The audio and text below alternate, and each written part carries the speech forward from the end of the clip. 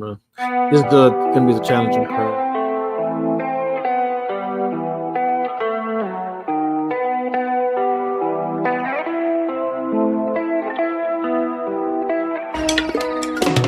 Martial arts, karate, I bust you down like Itachi, cause you your jitney hachi. Straight kamikaze, I'm talking to bodies as I go straight brawling. Your niggas could hardly be me, I'm not part of the sea. I'm part of the sea like Moses. No psychosis or hocus pocus. I put importance to stay focused. Ignore all the BS on my timeline. I throw a lifeline for those thinking I ain't about mine. Hit you upside your head with a tie iron. Can't be your time if it's my time. The set to be patient, I'm patiently waiting. It's driving me crazy, cause lately the odds that I'm facing is basic and basically tragically hating. Anticipating my fall, they want it all for themselves. So I make the call, no need to stall. I go and get them all off of the shelf. I take affirmative action, I'm blasting and laughing of how you're reacting to my satisfaction of cashing injections and Benjis and Wilsons, the life that you always imagined. Brother from the goal, yeah. If you ever see him go, it's Holocaust or Holy Ghost. Overcome or overflow, yeah. Either way it's overdose. Watch you walk or comatose, penetrating to your soul, yeah. Tit for tat and toe for toe, pound for pound and blow for blow. You would never see me fold, claiming that what you don't know, that is how you get exposed. Left it there with bullet holes. Promise to leave it alone, promises all day. The way that Wendy raised me, the city of the gold. Load them up and let them go. Load them up and let them go. Load them up and let them fly.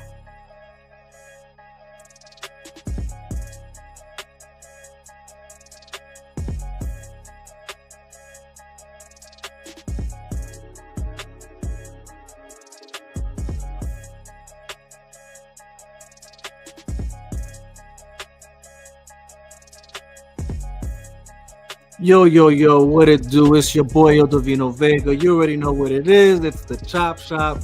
And as it's in the title, at the Hit Shop, here we are. We're trying something different, new scenery, new aesthetic, new, position of things. So I'm going to need y'all to let me know how it sounds in the comment section. If the volume's good, if you can hear me well. If not, I don't know, put thumbs down. If it's good, thumbs up or something. Just let a brother know, throw me a bone here. But very special day today. Again, trying something different. And I do have a special guest with me. We'll get to that soon. It is Sunday, and for those who know or keep up for the most part,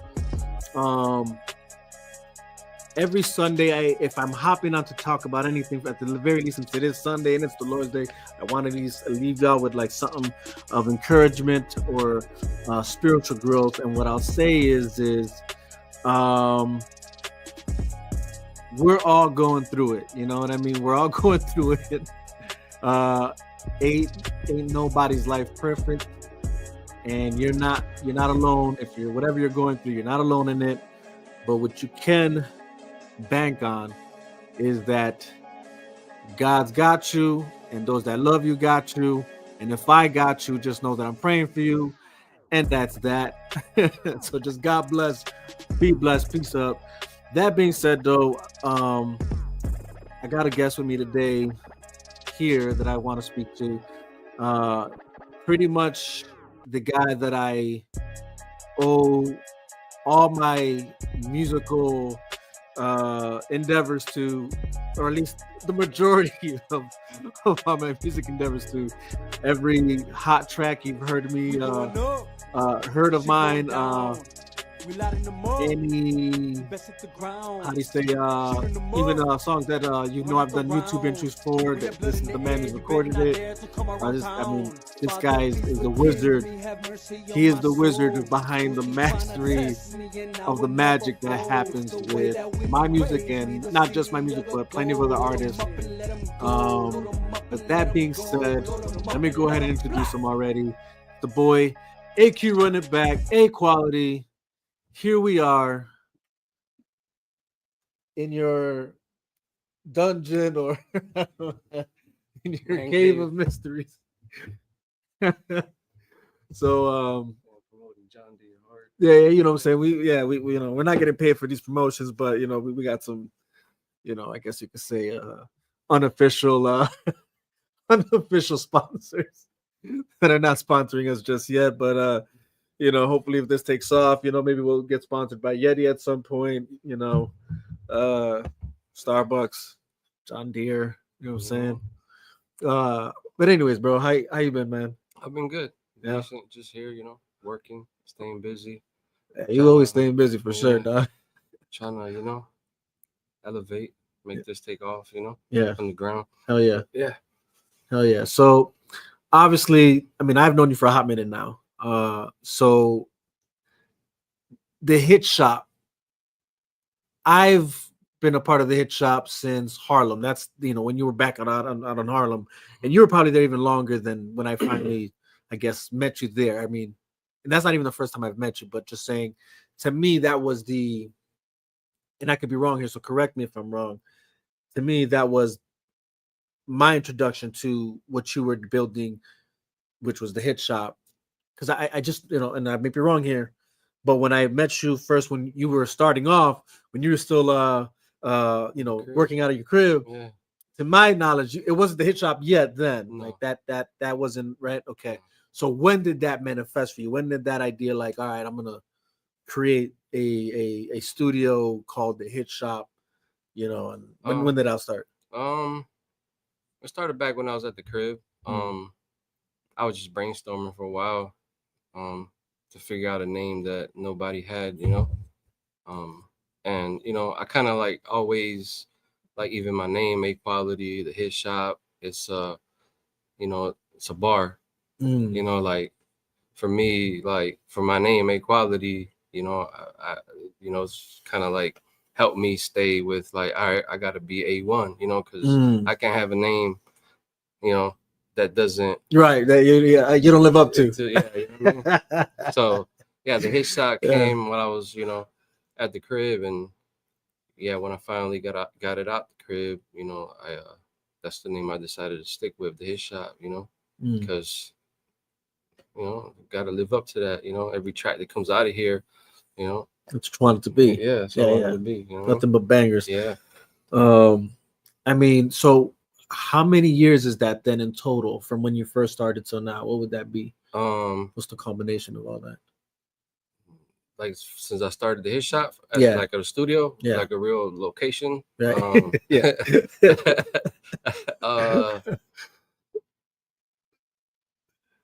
Maybe 10 plus years.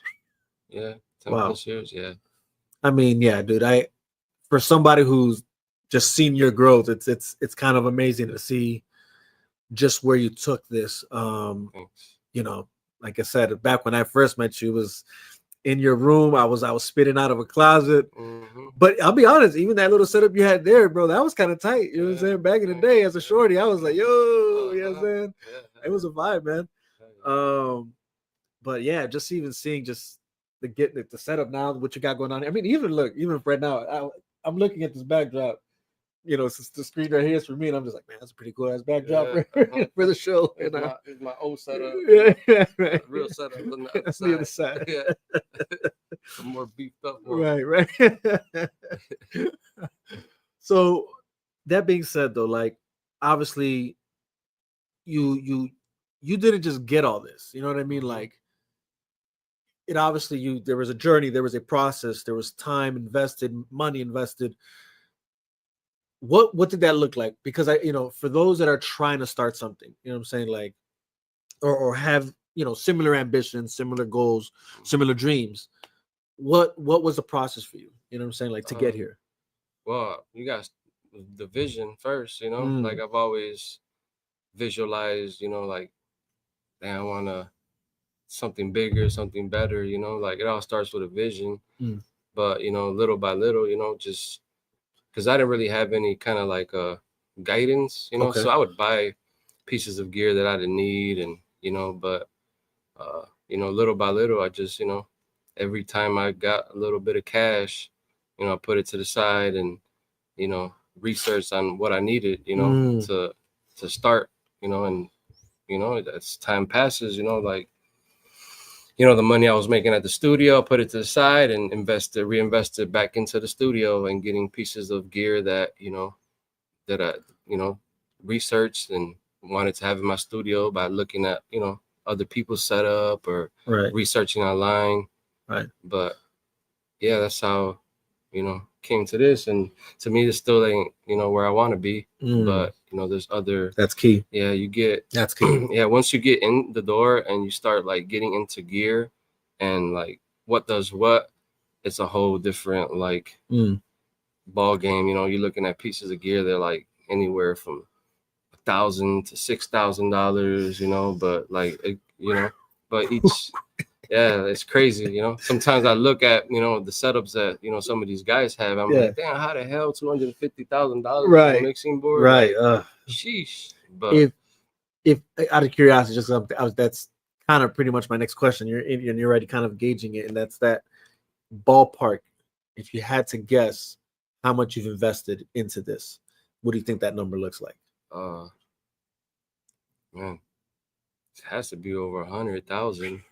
Yeah. I mean, little by little, the money that I've invested in here, right, and just even like constantly paying for subscriptions for programs and all that, and like everything adds up. I feel like I have a whole like, because my whole vision is to have 2,000 square feet of open space where I can create studio A, B, and C, have a production room for photography and videography, and yeah, that's where I'm trying to go with it. But like, I have like I can't like I literally got like 3-4 setups that I can start that, so I've been saving my old stuff, like my old gear, to kind of like have those rooms ready to go, when that time comes for that growth. Yeah, man, that's dope, bro. Yeah. And I do remember you talking to me about that, and I was like, man, that's a great vision to have, a great goal to set. And obviously, like I said, I've seen your growth from where it was to where it is now, and I have no doubt that that's where it's going. I really don't have any doubts in that.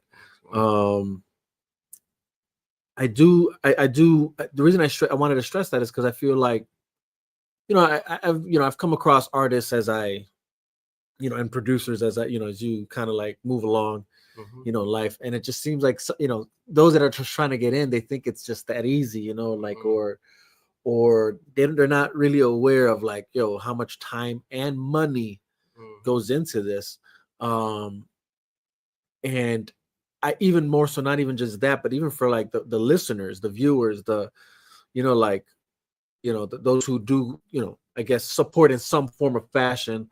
I'm not even sure they're aware of the time and money that goes into this, and why it's crucial to support those that have these types of passions. That's really what I guess want to bring light to, and then having these discussions, because it's like I feel there's somewhat, and not that there's like a specific fault to this, other than maybe that due to maybe technology, social media, that apparatus that has almost, I guess, maybe somewhat saturated the market, so to speak, that maybe it seems like, oh, here's another one, type of vibe or feel. But it's like, I want to shed light in this, like, don't just shoot down or not pay attention to those that are doing this, because the amount of money and time being spent into this passion of theirs is a lot, and it shouldn't just be overlooked. And hopefully there's more appreciation for that, considering, I mean, again, you've already said over 10 years, and that's just with the hit shop. You can add that even more with just where you started from the beginning. Right. All those years of time invested on top of this, which you were saying ballpark might be over 100,000, like that, and just like that can't be overlooked. That can't be underappreciated, and it shouldn't be. And I just hope people realize, like, like, you've put in the work, you've put in the time, you've put in the money. So like, show some damn respect. Put some respect on his name, man. I mean, sometimes like, people come in here and they see it, and it's like they don't see how long it took to get even here.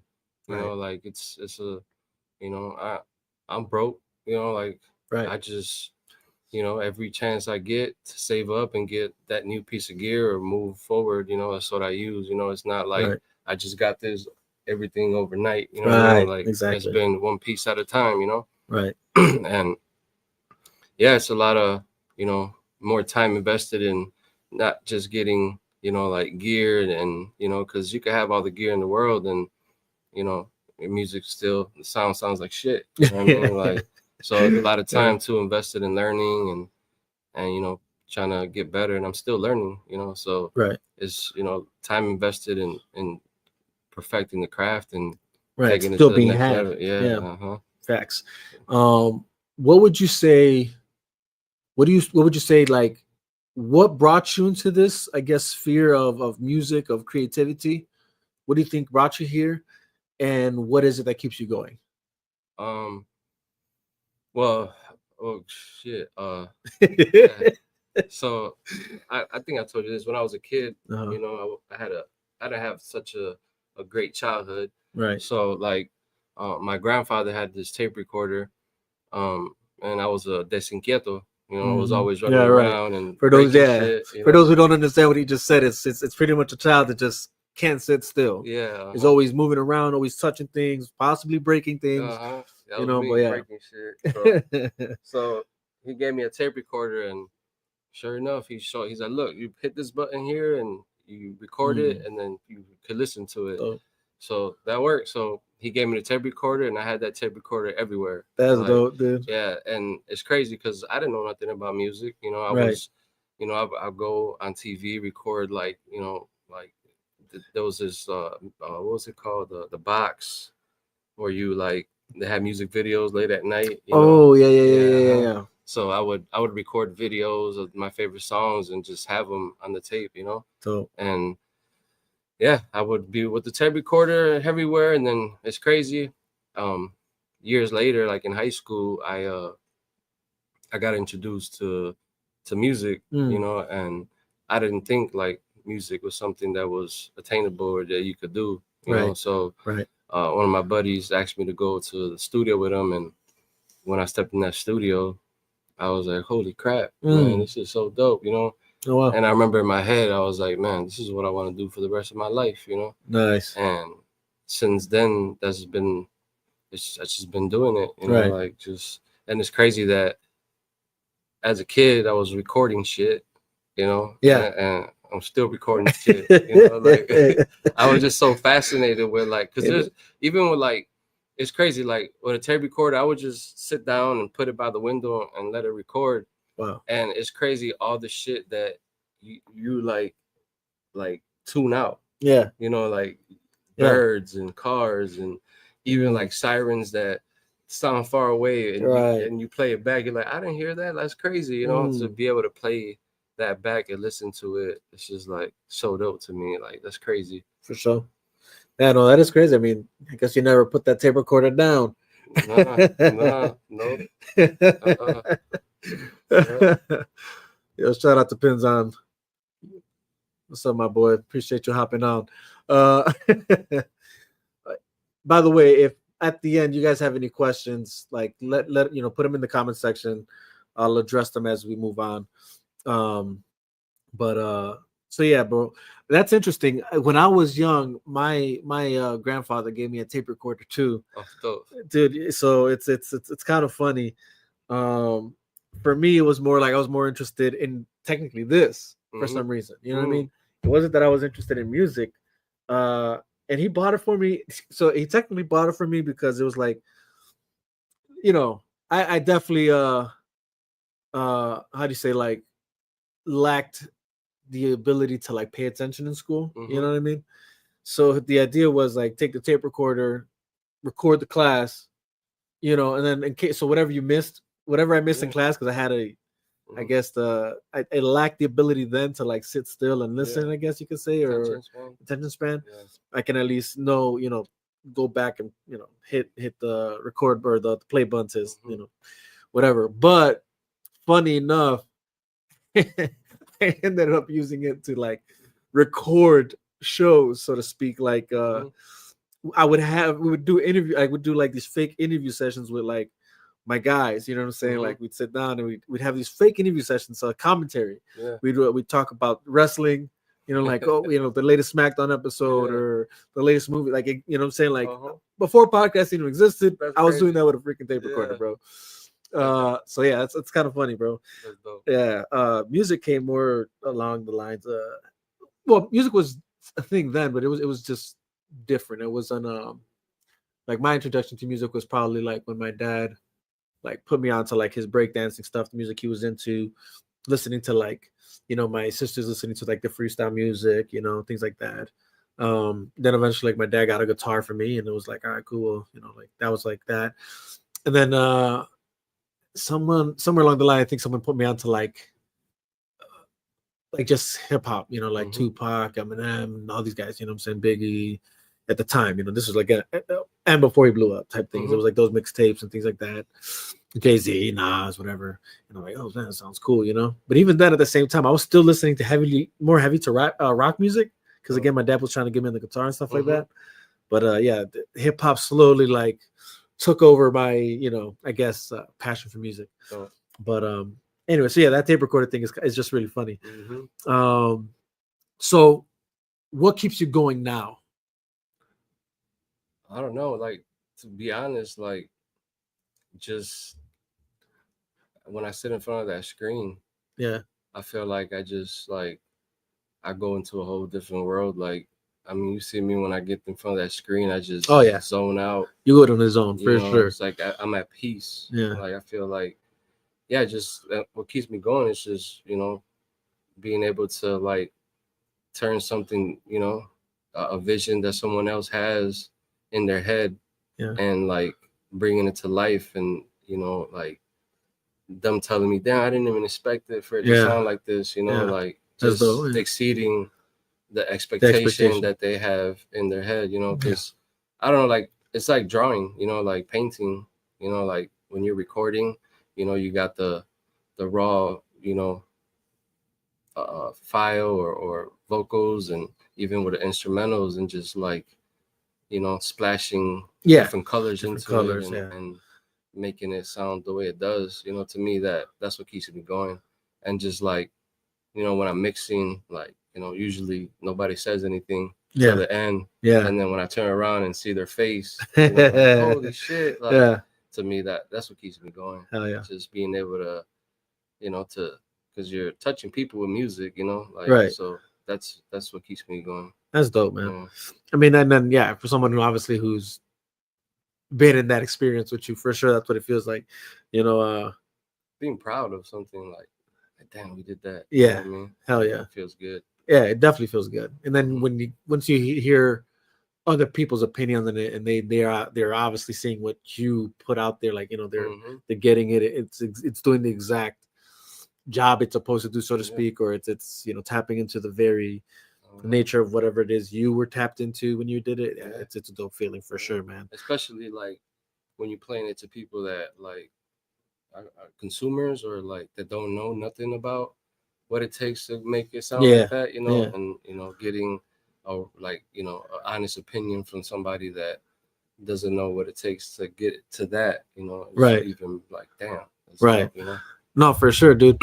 Like I remember when I brought my wife here to just see the process. She was like, I don't know all this, all the process that goes into this, and then she finally understood why sometimes I'm here long.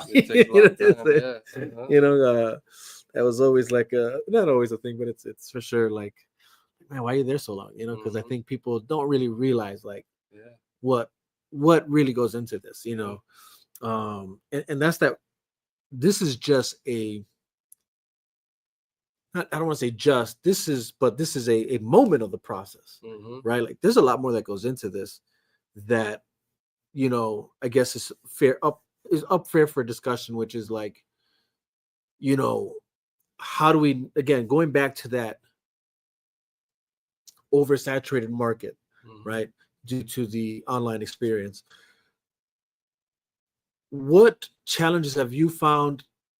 And also, if you found what you believe are solutions to these challenges, engaging and, I guess, trying to move through this new channel of waters of social media, internet exposure, in a market that obviously is just overwhelmingly saturated by many creators for that matter. Not even just not even just music, but I mean, you think about videographers or photographers and you know, influencers and things of that nature.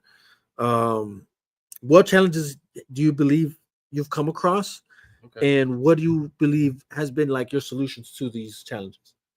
Well, I feel like nowadays you got to do more than one thing, and I was big on like I don't want to jump to the next thing without really mastering what I'm focusing on. You know, I didn't want to take my distraction off of being an engineer and then being a producer. So my challenge was, all right, I want to be a producer now. Right. So like, all right, I think I got this mixing stuff a little bit, you know.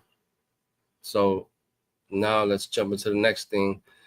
And I'm still learning, you know, like even in engineering. And then I jumped into production. I feel like you have to wear many hats. Like, you know, that's why I jumped into videography and photography, because I feel like it all connects and correlates, you know, because it's like, you know, as an artist, you want pictures, you know, you want videos, you know, and stuff like that. Right. And I feel like the more you do, you know, the more valuable you are. And as far as like, for me, I'm just picking up with my social media and stuff and constantly posting, you know. I feel like I haven't done that a lot, but it's kind of like, it's tough to, you know, to run your own business, run sessions. And then on top of that, you got to create content. So I figured out, like, you know what, like while I'm recording a session, I'm gonna put my camera out, and in between takes, I'm moving the camera in different angles. And just capturing what I need to make a minute-long video, so that way people see what I'm doing and what the artist is doing, you know? So I feel like, my hurdle's been trying to like up with everything that you need to do. You know, it's a lot of time, you know, because even after, you know, and with everything, you know, once you get in momentum and you get like a template and how to do things, it becomes a lot easier and smoother to do. You know, like these videos that when I first started, like behind the mix videos, like when I first started them, it took me, you know, about an hour or two to get the video, you know, like looking the way I wanted.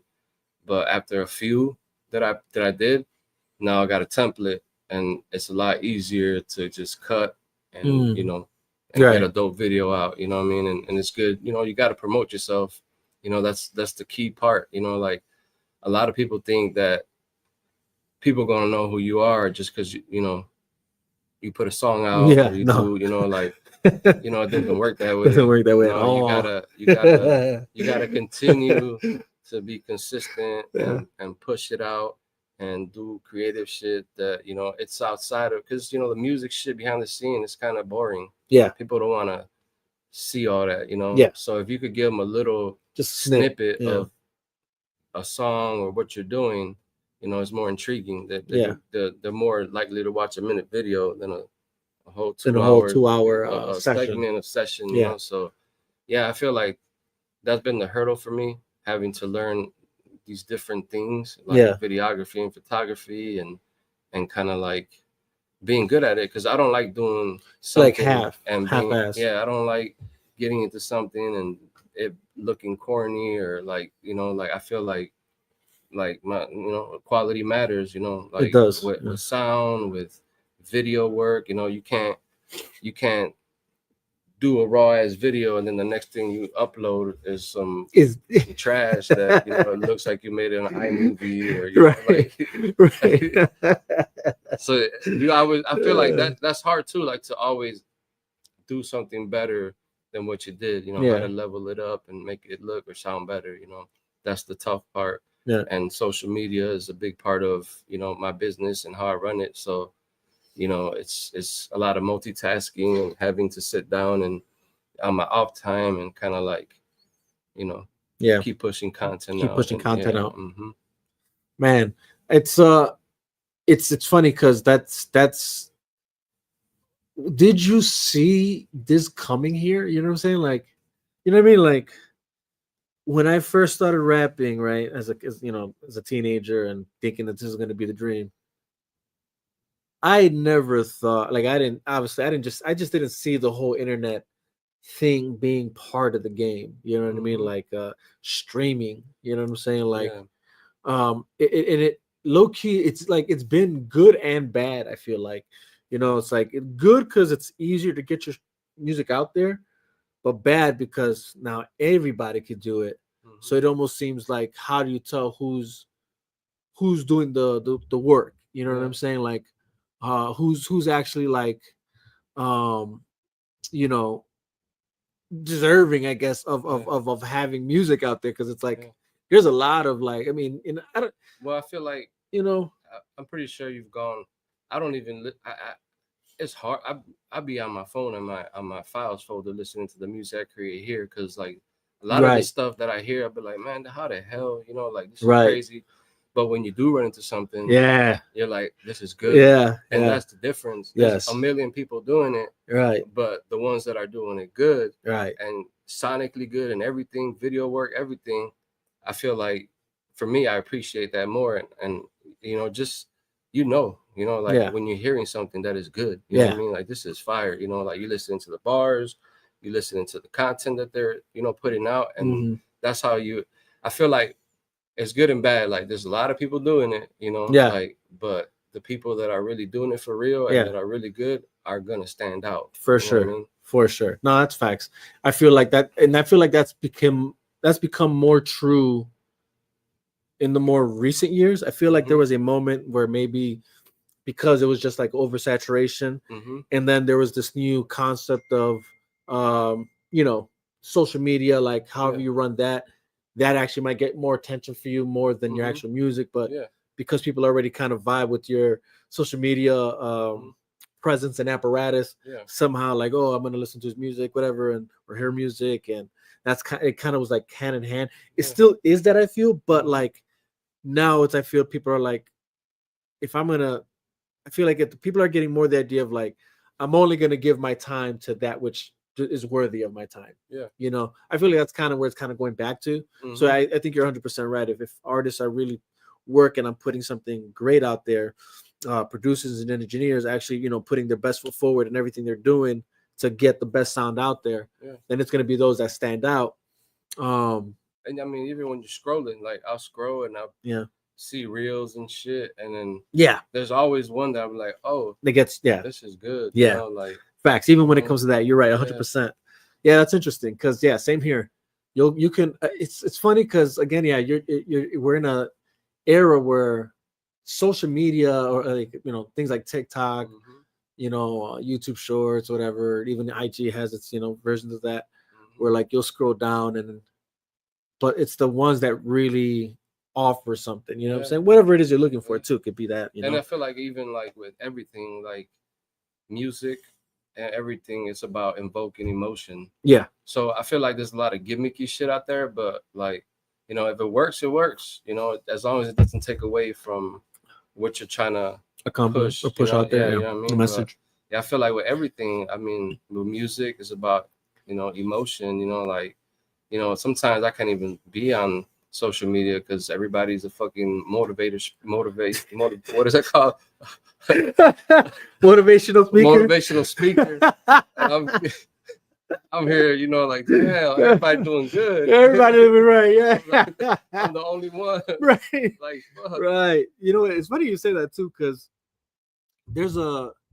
I feel like that's kind of like what I want to introduce, like even with this show, the Chop Shop. It's like I want to give what's real. You know what I'm saying? Yeah. Like, so even like, when it comes to like the music process, or just even my overall thought process on certain things, it's like, I want to unpack everything. Like, let's just be honest about the entirety of what we see, right? Or what's even going on in my life, right? Like, it's like, ain't everything like falling down perfectly, you know what I'm saying? Not all the pieces are aligning, you know what I'm saying? We're all trying to navigate. And that's why I even started the podcast that way, because I feel like I just recently saw something that implied the same thing you just said. So it's actually kind of crazy you just said that. And then that's exactly how I started this, is like, but it was this idea that's like, yeah, it's crazy. We all are going through something for the most part, right?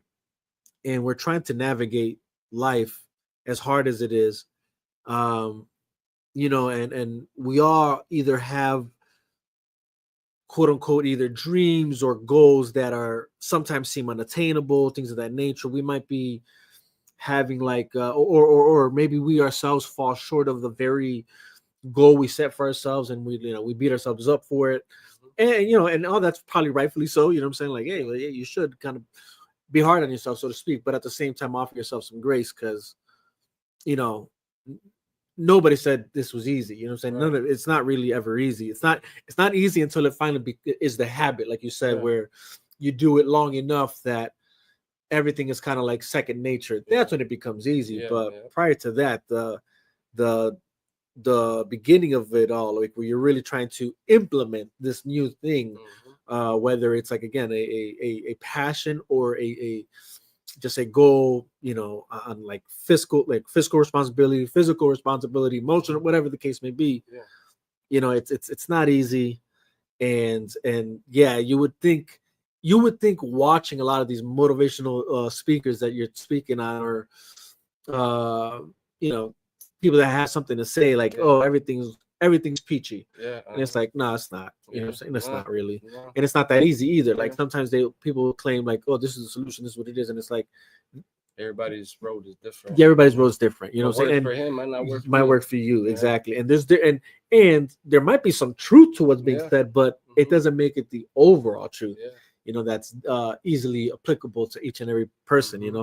But like for me, even with that, like like when I hear somebody talking, I know that it's coming from a place where like this is real. You know what I mean? Like, right. You know what I mean? So yes, I think that matters. Hard, it's easier to receive when like the person on the other end is really like they mean it. They mean it. Yeah, you can feel the. It's not just for a click. Yeah, you feel the authenticity, the genuine, sincere nature of what they're speaking on. 100%.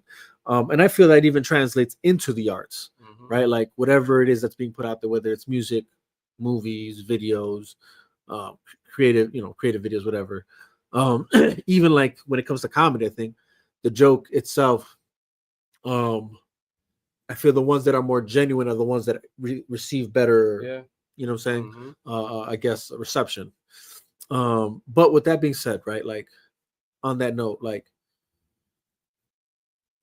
what is it you exactly look for in your consumption of, let's just say, music? I guess starting with music, and do you see that translate also into other avenues of art, like movies per se or something? So what do I look for when I'm kind of listening to music? Or from listening to creating.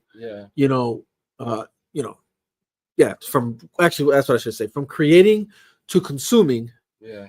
Is there a parallel, and not just the music, but do you see that there's a parallel there in every other like art form, so to speak? Yeah, well, me, I'm big on just like like delivery. Like when I'm listening to a song, even like the beat selection, right. Like, and how they deliver on the song, what are they saying, right?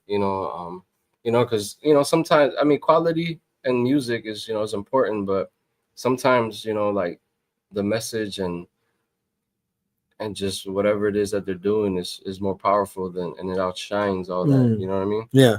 But I really look at when I listen to something, I know I typically give something like 10 seconds, 20 seconds, and not skipping. I'm at the gym like hitting skip every. I go through 100 songs to get to the song that's gonna get me going. It's crazy. I'll be like, I ain't nothing. I'll be getting mad sometimes. Like, bro, I just turn my music off. It's funny.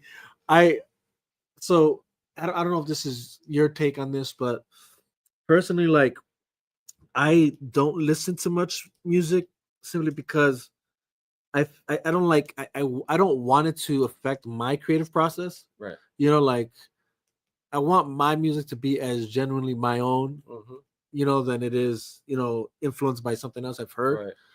Obviously, I do feel like there's exceptions to that though. Like, sometimes there's just a body of work out there that's just like, man, that's just too good to not consume, Right. Yeah. Yeah, I'm the same way with like engineering. Like I see a lot of people like, they're doing videos now on what to do. And yeah, I kind of like, I try to steer away from that right, because, what I'm doing is working. right, And, I pick up on certain things like how they use a certain like, a certain technique or, yeah, like I'll try it and see, you know what I mean? But I try not to veer off too far to what I've learned, on my own yeah, and pick up. Because yeah, then then you're gonna, everybody has a different way of doing it. yeah, Like exactly, everybody does shit different, and as long as it sounds good at the end is all that matters. yeah. Technique is what I really look forward to. All right, let's see how they got that So snare sounding good. So that's interesting because I feel like that was my next question is hearing that your disposition on that. I was thinking, so what you're looking for is execution. I'm trying to find the word here because again, it's like I'm trying to see if there's a parallel in anything else you consume, right? Yeah. And anything else you create, right? So like you're right now giving the basis of how you look at the making music process. Mm-hmm. I guess what I'm wondering now, does that translate the same for you when you're doing your videography and photography stuff? Yeah. You know what I mean? Are you looking for the execution of the shot? How the shot and the color, whatever grading and all that stuff, Yeah. how it's executed in its final form. Yeah. Is that what it is? Yeah. With me, my whole idea from behind the mix was like the idea is what it has to be make sense to me. Like, okay, let me do something where like people get to hear raw audio of the artist, saying their lines, Yeah. and then kind of like the idea is what first, it's in my head, like the idea of the message that I'm trying to, see, people to hear and see, what I mean? Like that's the whole idea. And I feel like then the first part is the first part is the idea, and then the second is obviously, figuring out, okay, what angles and what this and that. But I try not to fall into overthinking. Okay. Because I feel like sometimes like that'll block you. Like, fuck, I'm trying to get the perfect angle here and perfect. Yeah. The first time I did behind the mix, I just put the camera up. Right. And then from there, I learned, okay, maybe if I change the camera over here, add another angle here and there, it'll give it more depth. You know what I mean? So I feel like, back to what was the question? Like the parallel compression. Yeah, like. I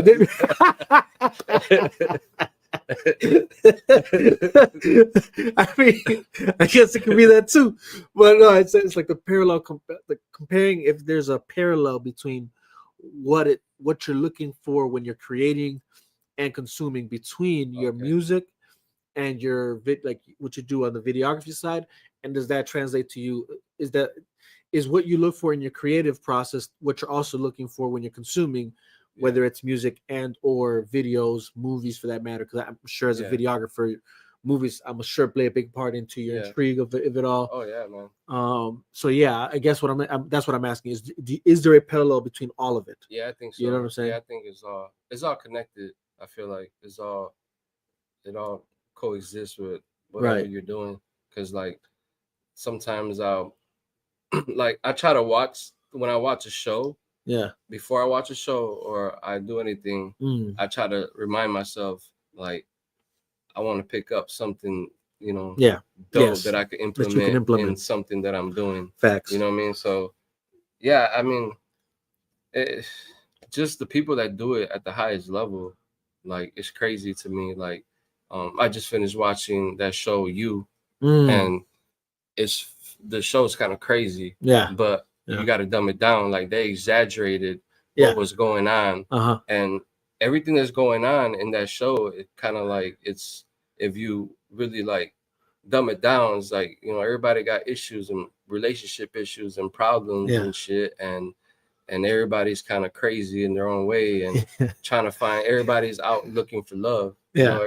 People want to be loved, and the show is like about the serial killer who goes out looking for these women and he ends up killing them and all that. But like the story dumbed down is it would really break it down. It's like it's pretty dope. So everything I watch and like that I listen to like has to really like resonate. Yeah. You know, and Yeah. and I get ideas from stuff like that, you know, and I feel like it all connects For sure. Like, yeah, because like for me, the reason I asked that was because like for me, even when we're like creating music together, and or even when I'm putting just bars together, you know, prior to us, you know, actually recording, but for me, it's like the layers of things. You know, it's like it's the idea of being able to peel and get something else, and then something else, and then there's something else type of thing. So like bars for me, it's like the more different flows I can like give, like you know, deliveries,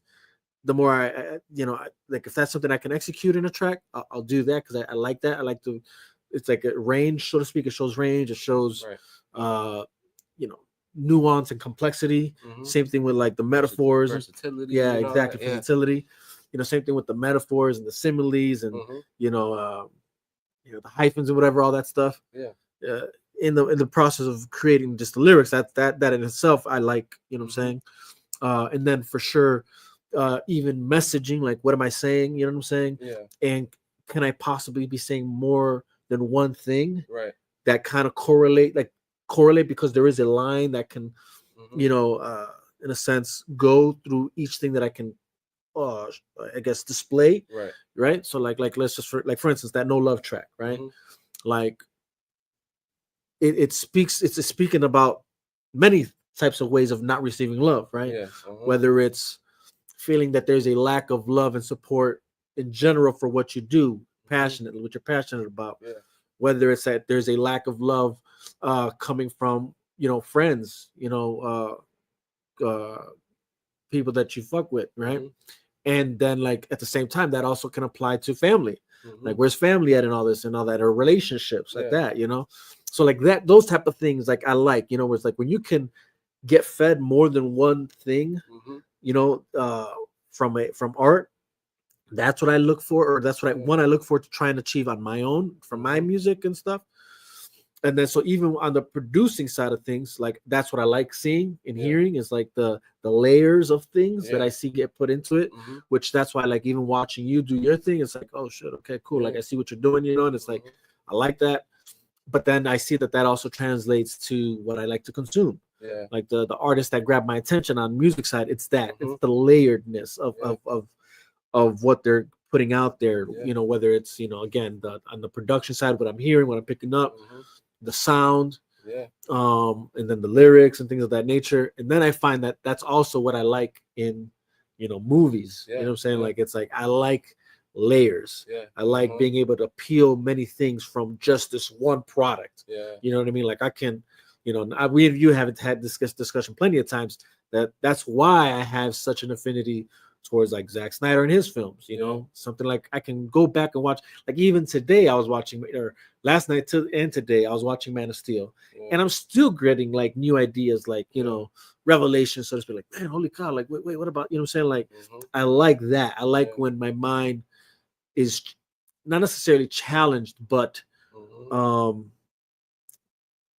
kind of like tapped into to I don't know. Tap that. You know what I'm saying? Tapping that, dog.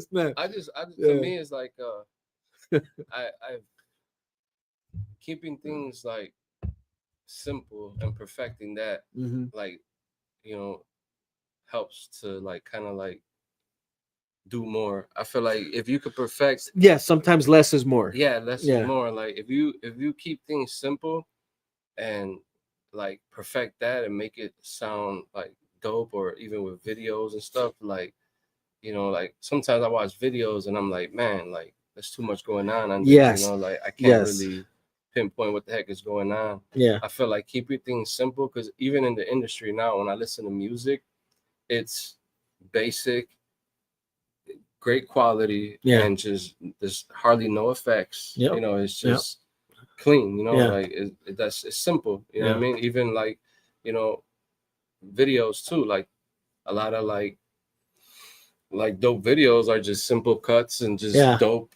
You know, like sets and Yeah. you know, like creating and keeping everything simple. I feel Right. like is you'll get your message across more instead of trying to like, you know, put all these ideas, because we got a million ideas that we get into something, and then like our idea gets lost in all these other ideas. Yeah. We lose focus on what the main idea was. You know? Sometimes that idea can just be the efforts could be placed somewhere else and something completely different and new. Yeah.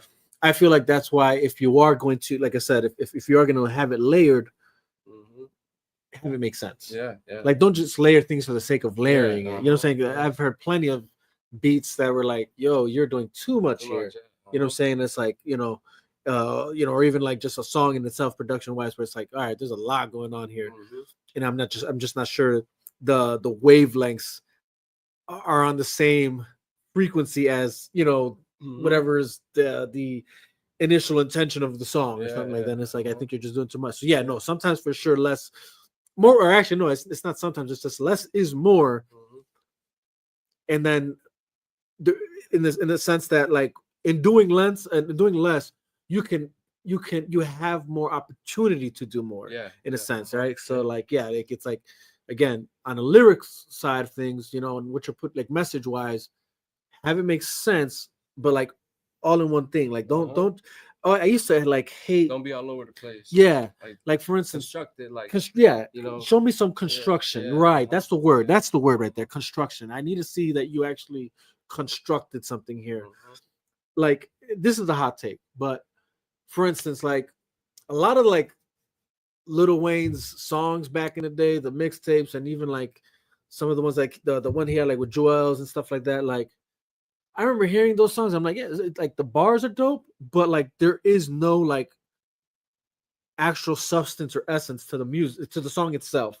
It's just, how much shit can I talk on a track that sounds good, but there's really nothing good, like nothing good to, you know what I'm saying? Like, and not saying that it has to have some sort of like pure message. I'm saying like just clearly, you know, there's a difference between a song that's, again, is talking about at least something, to something that's all over the place. You know what I'm saying? And I feel like that's, and maybe there's a time and place for that. The whole like, let me just go all over the place with this. But I find like even when I do the whole like, all right, let me show my I guess bars capability, like what I can put out there. Even that, I still try and like, I still want it to make sense somehow. You know what I'm saying? Like, I want the shit talking to still like come across. Oh, okay, this is the subject. There has to be some sort of subject matter, you know, compared to just like, oh, I'm just talking shit on the track. Remember when I still remember when I used to listen to music and not worry about none of that. I used to hear a song, I didn't even know what they were saying. I just got geeked up. Right. You know, like now for me, I feel like it's different. Like, I'm listening to music now and the different side of it. You know what I mean? So like, when I wasn't making music, I was able to listen to that and be like, damn, this shit is raw as fuck, you know? Like, but like, I feel like like even music like that, like that's like music sometimes to get you pumped up. You're not really listening. Like, now I'm like, I can't even listen to something and it's just like, it irritates me. Like, you know, like back then I used to put something similar to that and I used to get pumped up and geeked and like, oh shit. Yeah, and that's what I said. I feel like there was a time and place for it, for sure. Like that's why I'm like, I'm not completely knocking it. It's just, I remember still being able to criticize the fact that there really was no subject matter. It was just them talking shit. Where it's worse now, I feel like, is like you'll have guys put together songs nowadays, these young guys, and it's like they're somehow talking about loving a woman, but like getting down in the streets in the same verse and bar. Like, what the hell are we talking about? You know what I'm saying? Like, you know what I'm saying? Like, you're all like, what the, like, what is the subject? There is no like actual subject matter. And then somehow they want the listener, like, the subject matter is the hook, quote unquote. But the verse itself is all over the place. You know what I mean? And then it goes back to the hook and it's like whatever it says. But like, still, it's like the verse, like I said, it could be talking about all these type of different things. You know what I'm saying? Like their relationship issues, how they love pussy, and then somehow you know, they're out on the streets chilling with the boys, you know, same type of shit. And it's like, what the hell? You know what I'm saying? Like, how about separate all these things. Yeah. You want to talk about a woman and what you love about a woman, have that be a song. Yeah. You know, you want to talk about the street shit, that's another song. But like compiling it in one song is just crazy to me. You know what I'm saying? Like, I guess there's an audience for all that, you know. Right. I feel like nowadays is, you know, like, you know, the younger crowd, like that's what they like, you know what I mean? Right. And like, I mean, now like you really have no time. Like songs are not 3 minutes long anymore. Yeah, So nah. there's a whole, you got to talk about everything in a verse, you know. This might be the only shot. Yeah, might be the only shot you got. 8 bars or 12 bars at first, you know. You ain't got a lot of runaways to actually execute. break down something Yeah, and execute it properly. That's true. That's probably true, man. And you know, it all comes down to the replay value too. Yeah, you know, that's like, true. It's changed a lot. You know, now, you know, like I can't myself, you know, I can't listen to a 4-minute song. You know, it gets repetitive unless something, a beat change is happening, or you know, like the song's really dope. But like, you know, songs now 2 minutes long. You know what I mean? So it's you know, the replay value of that. That's what's happening. You know, like you gotta say what you gotta say, and you know, and to be honest, like, you know, a lot of artists aren't like really like, how can I say it, like at that level where like they could sit down and really focus on a subject matter. Yeah. You know, like it's not really like, it's hard to do. Yeah, you know no, you're right. You know, it's hard to kind of like, you know, sit down and come up with rhymes and, you know, bars talking about one certain thing without kind of losing, you know. Yeah, the whatever it is you're speaking on. Yeah. I think that's true. I think that's true. I would say it's funny. That might even be true in correlation to like even just conversations people can, you know, the lack of conversation people have, the attention span they have to listen to ideas and other, I guess, plateaus of discussion. You know what I mean? It's like for me, it's like conversations now are like, you know, I got an idea and I'm talking about it, but you know, you got an idea and you want to talk about it, instead of like listening to my idea and kind of like us like, oh yeah, what about if you do this or add this to that idea? Yes, like, exactly. You know, like, and that's crazy because even with kids, like it's funny, like you got, you know, it's happened where you got, you know, like a mom talking about their kid. You know, like, oh, my kid does this and he's good at this, and then the other mom, yeah, well, my kid's good at this and he's good at that. It becomes a whole like war of who's got the better kid. Who got the better kid? You know what I mean? Like, so I feel like conversation is the same way. Like, you know, like sometimes, you know, you have to listen to what somebody's saying and kind of like, you know, implement something or an idea that you have that correlates with what they're talking about. You know what I mean? So that way, you know, it doesn't seem like, you know, conversation, like you said, is like, it's they're not even like, I say something and you like, I got an idea of opening up this, you know, the shop and getting the studios. Oh, yeah, me too, bro. But I want to make it a sandwich shop. Yeah. What you think about that? Yeah. Like, like what? Well, I guess it depends who you're talking to, you know, too, because, you know, sometimes you need to like pick and choose who you who's worthy of the of the discussion. No, that's facts. It's just funny, like immediately I'm just thinking about this coworker I have. He's like, it's like the worst guy to have a conversation with. He like mentioned everything he's saying and I'm like, I listen to it all, whatever. And like the moment I try and like add to the conversation, somehow like he just spaces out and like you don't want to pay attention. It's crazy. I don't like that. But yeah, that's very true what you're saying. Like it's one of those things where that's people have lost that ability of being able to just like, yo, just listen. You know what I'm saying? Just listen. And then, you know, be open. Listen and be open. You know what I'm saying? Like I think a lot of people struggle with that. Like, you know, it's the moment you even, let's just say, discuss something like, you know, you've opened up the discussion to whatever the subject matter is. 9 times out of 10 they already have in their mind what they want to say. Yeah. And they're not even listening to No, what you yeah. have to say, which is just crazy to me. That's already like a conversation in bad faith to be had. It's like, yo, like, let me just hear what you have to say. You might say something that's important. Yeah. I feel like that's the best way, best conversations that are had are those are the ones that the two having the comment, or three, whatever. It's listening to what's being said. If there's a place of agreement and understanding, acknowledge it, open it up, and then, but if you have something to add, then add it. I mean, there's nothing wrong with talking about your ideas either. Yeah, but like I sure. feel like sometimes like it depends who you talk to, because like you could be talking about this great idea you have, and like they're just, some people feel like you're like boasting, or Right, right, trying to, right. like, There, yeah, I get what so you they mean. take the conversation the wrong way. Yeah, and it's like, no, man, I'm just trying to talk about what I want to do, and yeah. like it's something that you're interested in too, then shit. But I just saw that this message a while ago. He said, "How much to train your boy?" I don't know. Q, you running classes out the hit shop, man? You're running classes out here. I need training myself.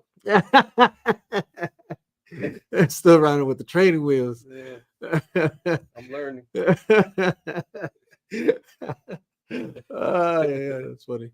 No, but that's true though. And also, I feel like the other aspect to that is some people that you share what your ideas are with, they'll like act so nonchalant about it, and then somehow, like, moments later, you'll see them running with something very similar to your idea. I've seen it here, like, with with the stuff that I do, like, and it sucks because sometimes don't sit on any ideas, because like, like you think of an idea and you don't execute it, and then you go online and you're like, fuck, I should have done that. Or like, with me, like, I've seen people like, like, bro, like, once I start doing shit, now they're, and those are the same people that never support you. They're always like looking at your shit, and any so idea that you get, they're trying to capitalize off of it. Right. But like stuff like that, it bothers, and kind of, but it don't matter. The person that is doing it, and is doing it for the right reasons, is always gonna always be a step ahead. You know what I mean? 100%. 100%. No, that's true, man. And it's that goes back to that again. When I talked about that no love track, that's one of those things that I mentioned. It's like you'll have people that just awkwardly they're there but not there. You know what I'm saying? Like they're always watching, but they're never supporting. You know what I'm saying? Like it's I don't know. Like or they'll comment or ask about something that you're doing, but don't have the decency to share what you're doing. But they want to know.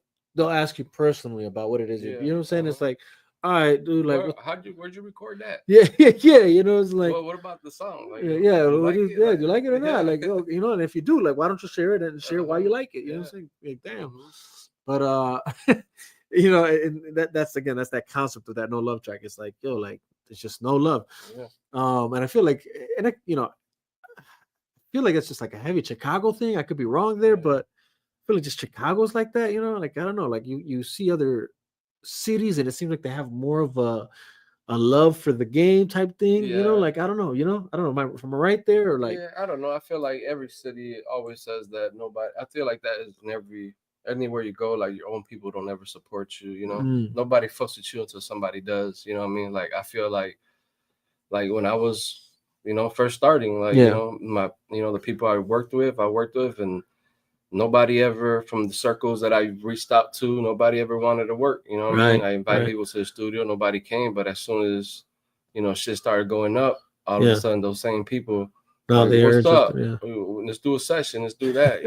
Like, and I don't care. I still, it's there. Might as well come through. We should have done this a long time ago. But now you get to see, and you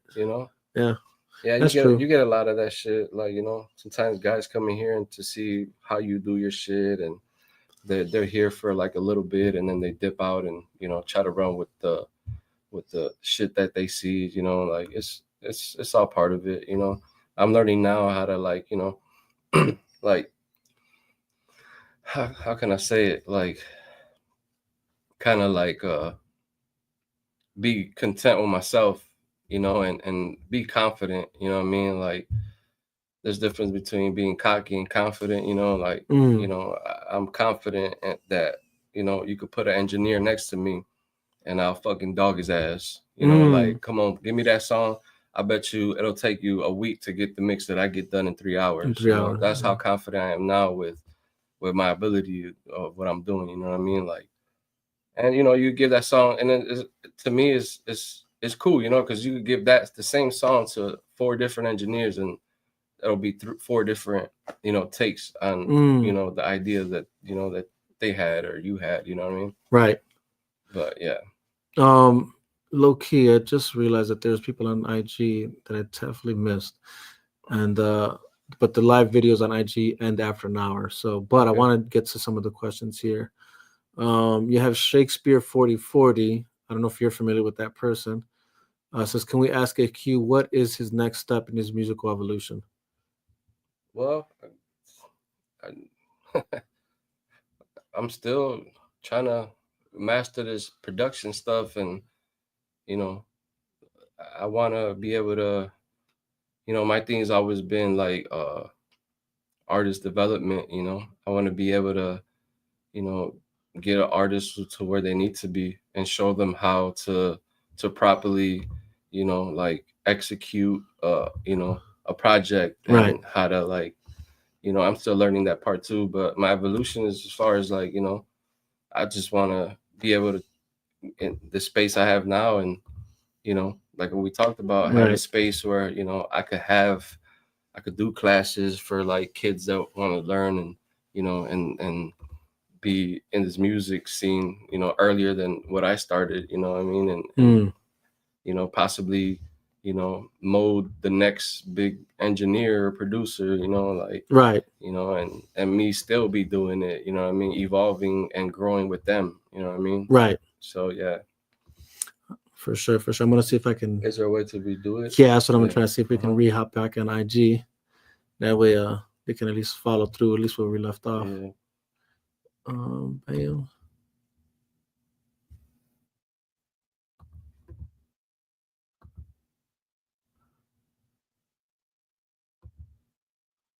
Oh, interesting. I think that's where it was. I'm wondering how that worked out. Maybe that's why. Let's run it back. Let's see. Let me see. Let me check. All right, then I'll go back here. I'm gonna see if it works. But if not, it is what it is. It's all good. But refresh it. Yeah, it should be able to. We'll see what happens. So I mean, on that note, though, I did want to ask, like, oh, there we go, boom. What I mean, I know you kind of lightly touched on it. Yeah, it works for sure. I know you lightly touched on it. You know, earlier of what. Is there anything else on any other? Yeah, I should check that too. For some reason, I don't see Facebook stuff. Oh, here we go. Let's see. So, yeah. There we go. Okay. Oh, here we go. So yeah, there is some people on here. Sorry, guys, for those on Facebook Live. For some reason, I'm still not getting the damn comments on this platform I'm using, which is weird. But shout out to Heat Detector, Rob. I see you on YouTube too, though. So that's what's up. Salute to you, Heat. We got Strata here. Book out AQ, run it back. Fire. Appreciate you guys. Yeah, everything else I do see over here. So yeah, my question that I did have in mind, though, that I did want to ask is, like, I know you mentioned the whole how you want to expand the studio. Is there anything else, like, in the I guess maybe even in the more recent future, things that you got coming out, projects you're working on, that you want to just like promote a little bit? And yeah, right now I got over like 700 beats that I'm gonna start, like, you know, putting them out like on BeatStars and letting people, like, you know, download them and purchase them. And right now I'm working on a project called Full Eclipse. It's a project that I'm working on with Words and Clue Rock. Okay. We've been working on this since last year. Every Monday we get up here, we make a song. Right. You know, I cook up and they write and we put it down. Project is already done. Right now we're pushing like the 16 bar challenge that we got coming up. Mm-hmm. We're gonna for the winner of the 16 bar challenge, we're gonna give $150 to. I'm gonna give them 3 hours of recording time. They're gonna get featured on the music video, and they're gonna get featured on the project when it releases. Oh, nice. And also give them a beat that they can work dope. on. You know, so it's a big package deal. I'm working on that. The project's pretty dope. The idea, it started off with a song, and then as like the second or third song, I was looking up some stuff and trying to figure out a name for the project. And I was trying to keep it to our roots, you know, Puerto Rican roots. So I was looking up some stuff, and I seen that Big Pun, you know, he's one of like the dopest hip hop artists, you know, for probably sure. one of the only ones that, you know, They're Puerto Rican representing Puerto Rico. Yeah. So he was in this crew when he started called Full of Clips, like clips for, you know. Oh, yeah. So I was like, you know what? We're gonna name the project Full, not Full Eclipse, but Full Eclipse. Yeah. You know, like, so yeah, kind of like a message in its own. You know, like, you know, we come in, you know, this project's gonna be dope. You know what I mean? So and that, so yeah, that's what I'm working on now. I was thinking of doing like my own little project of kind of like me, you know, just my production and me writing music. But that's a little, you know, I'm still thinking about it, working on little stuff here and there. But yeah, I mean, that's what I got coming up. Yeah, and just staying busy with, you know, the content and doing more music videos and kind of like working on the next, you know, taking it one track at a time. Right. And, you know, it's crazy because, you know, like I had this vision, you know, I've always seen myself here, you know. Yeah. And as of lately, it's been like my big vision where, you know, where I want to be is kind of like a blur. You know, it's like, man, it's interesting. When am I ever gonna? It's kind of like I feel like I'm so far from it. You know, like the journey to here has been like I've seen this in my head. You know, and then now it's like it starts getting a little. I feel like I'm moving further and further away from my actual ultimate goal. You know, I feel like I'm never gonna get there. You know, right. So I don't know if that's like psychological or just, you know, of the years that I've been doing it and kind of like, damn, man, this is taking forever. But, you know, I'm starting to like just, man, it's okay, man. Like I didn't think about that when I was doing it. When I first started, I was just locked in and focused on what was in front of me and taking it one day at a time, you know? Right. So that's where I'm at now. Like just staying focused on what's in front of me and trying to, you know, get to that ultimate goal, you know? Okay. Because there's no time in success, you know?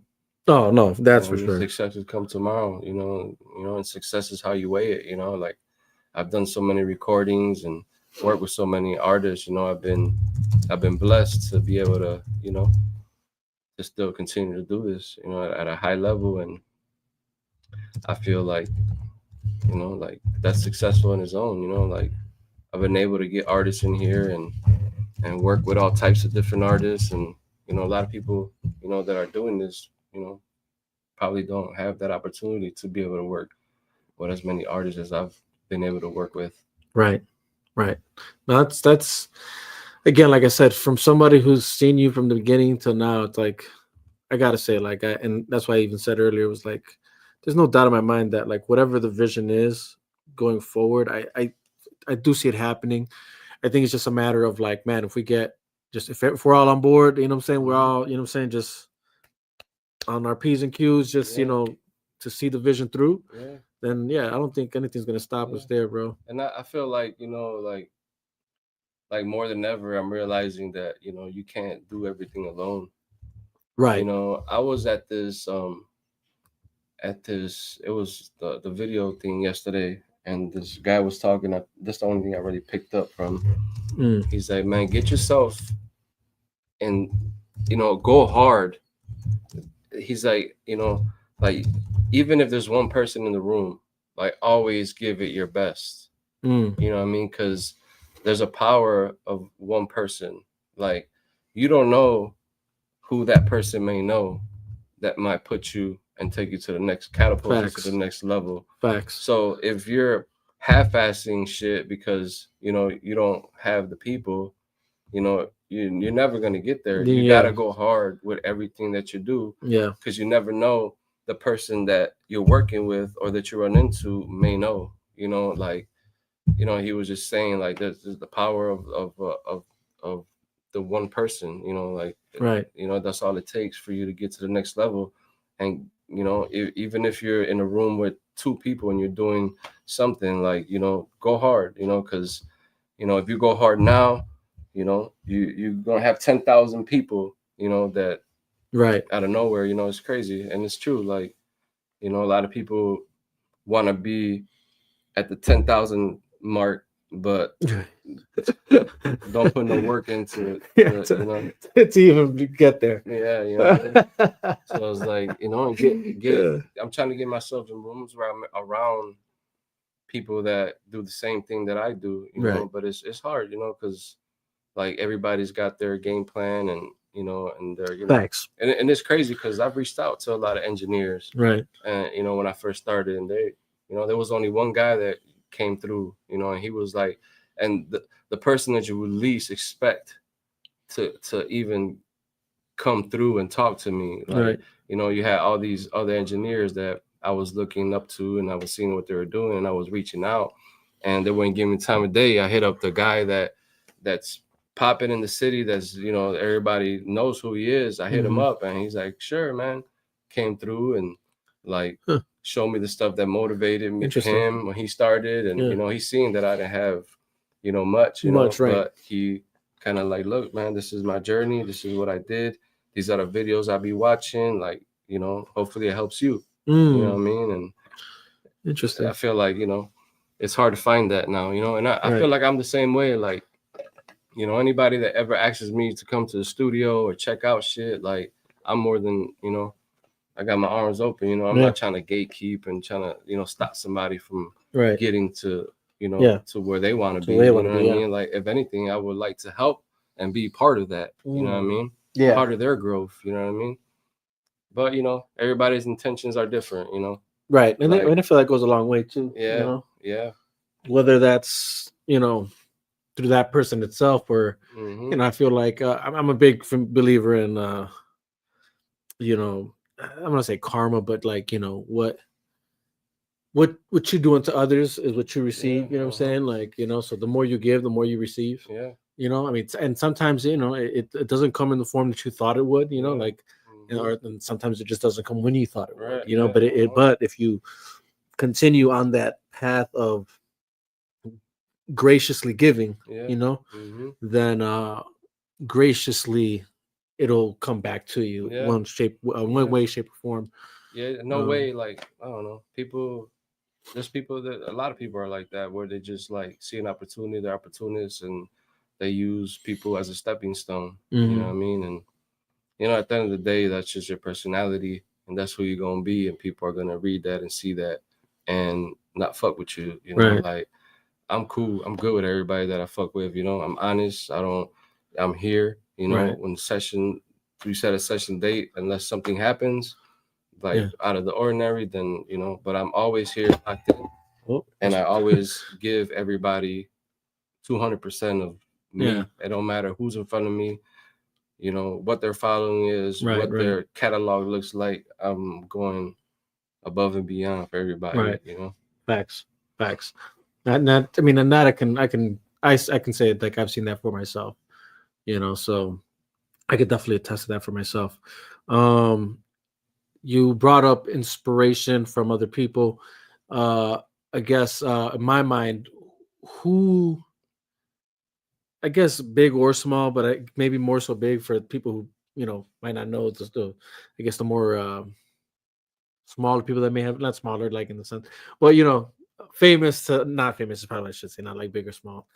For me, if you got talent, you got talent, and just sometimes you just never made it. And as big as someone like Dr. Dre or Jay-Z or something, but he's still talented. But I guess on the like I guess mainstream side of things, are there any I guess you could say inspirations or influences that you have on both the music side of things, like production wise and engineering wise, to even like let's say music videos and video or movies for that matter, maybe directors, producers on that side of things that you like their work and you like those are your like I guess you could say your go-tos of who you feel inspire you the most and give you the most I guess food Yeah. that you consume to then create your own thing type thing. Puff Daddy. Oh, I thought I told you that we won't stop. I thought I told you that we won't stop. P Diddy. No, as a producer,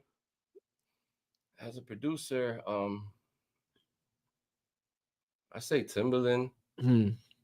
Yeah, Timbaland. That's a good choice. Dude. Yeah, Timbaland is really dope, and he's still doing it, and I like what he's doing. Like he's, I've seen his lives, and well, he's going on there and kind of like, using his platform to get other artists, a chance to shine. You know what I mean? And then he works with those people that he, feels that are, dope. And yeah, I feel like Timbaland's one of them.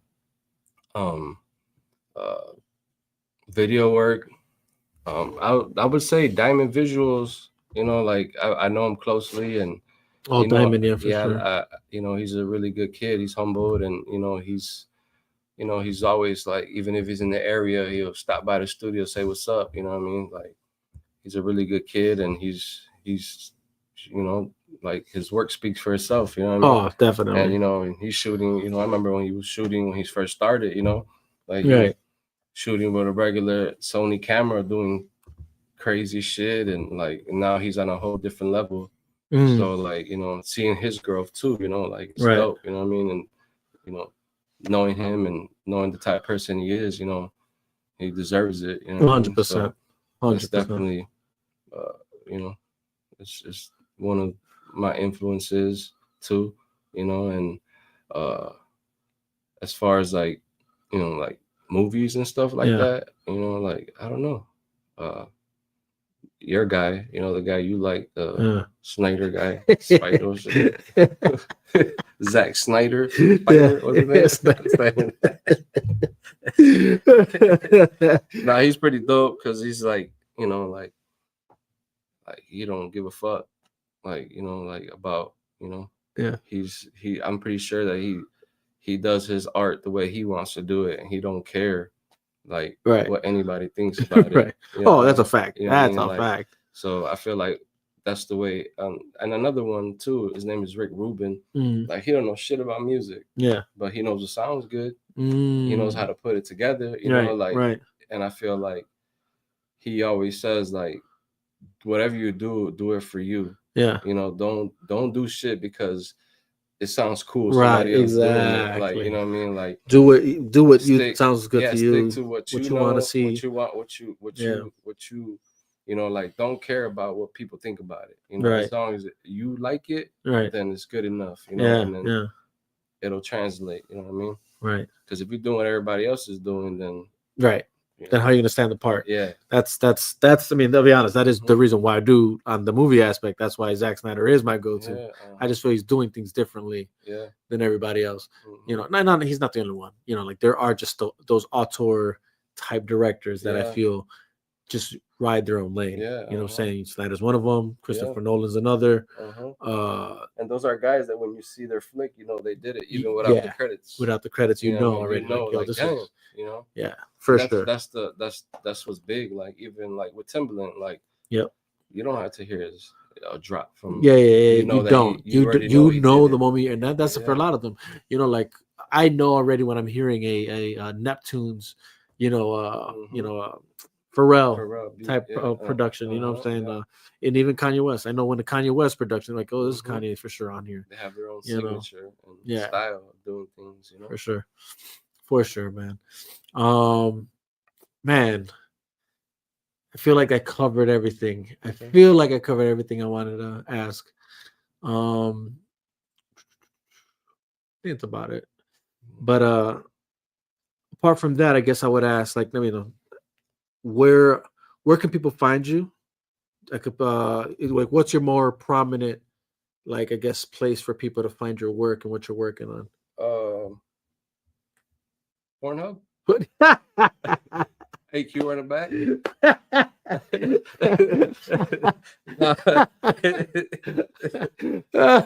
Gotta get him on the hub, skis. Gotta hop on the hub. Now my main outlet where I put everything at is Instagram. Instagram. Yeah, Instagram. Okay, I'm working on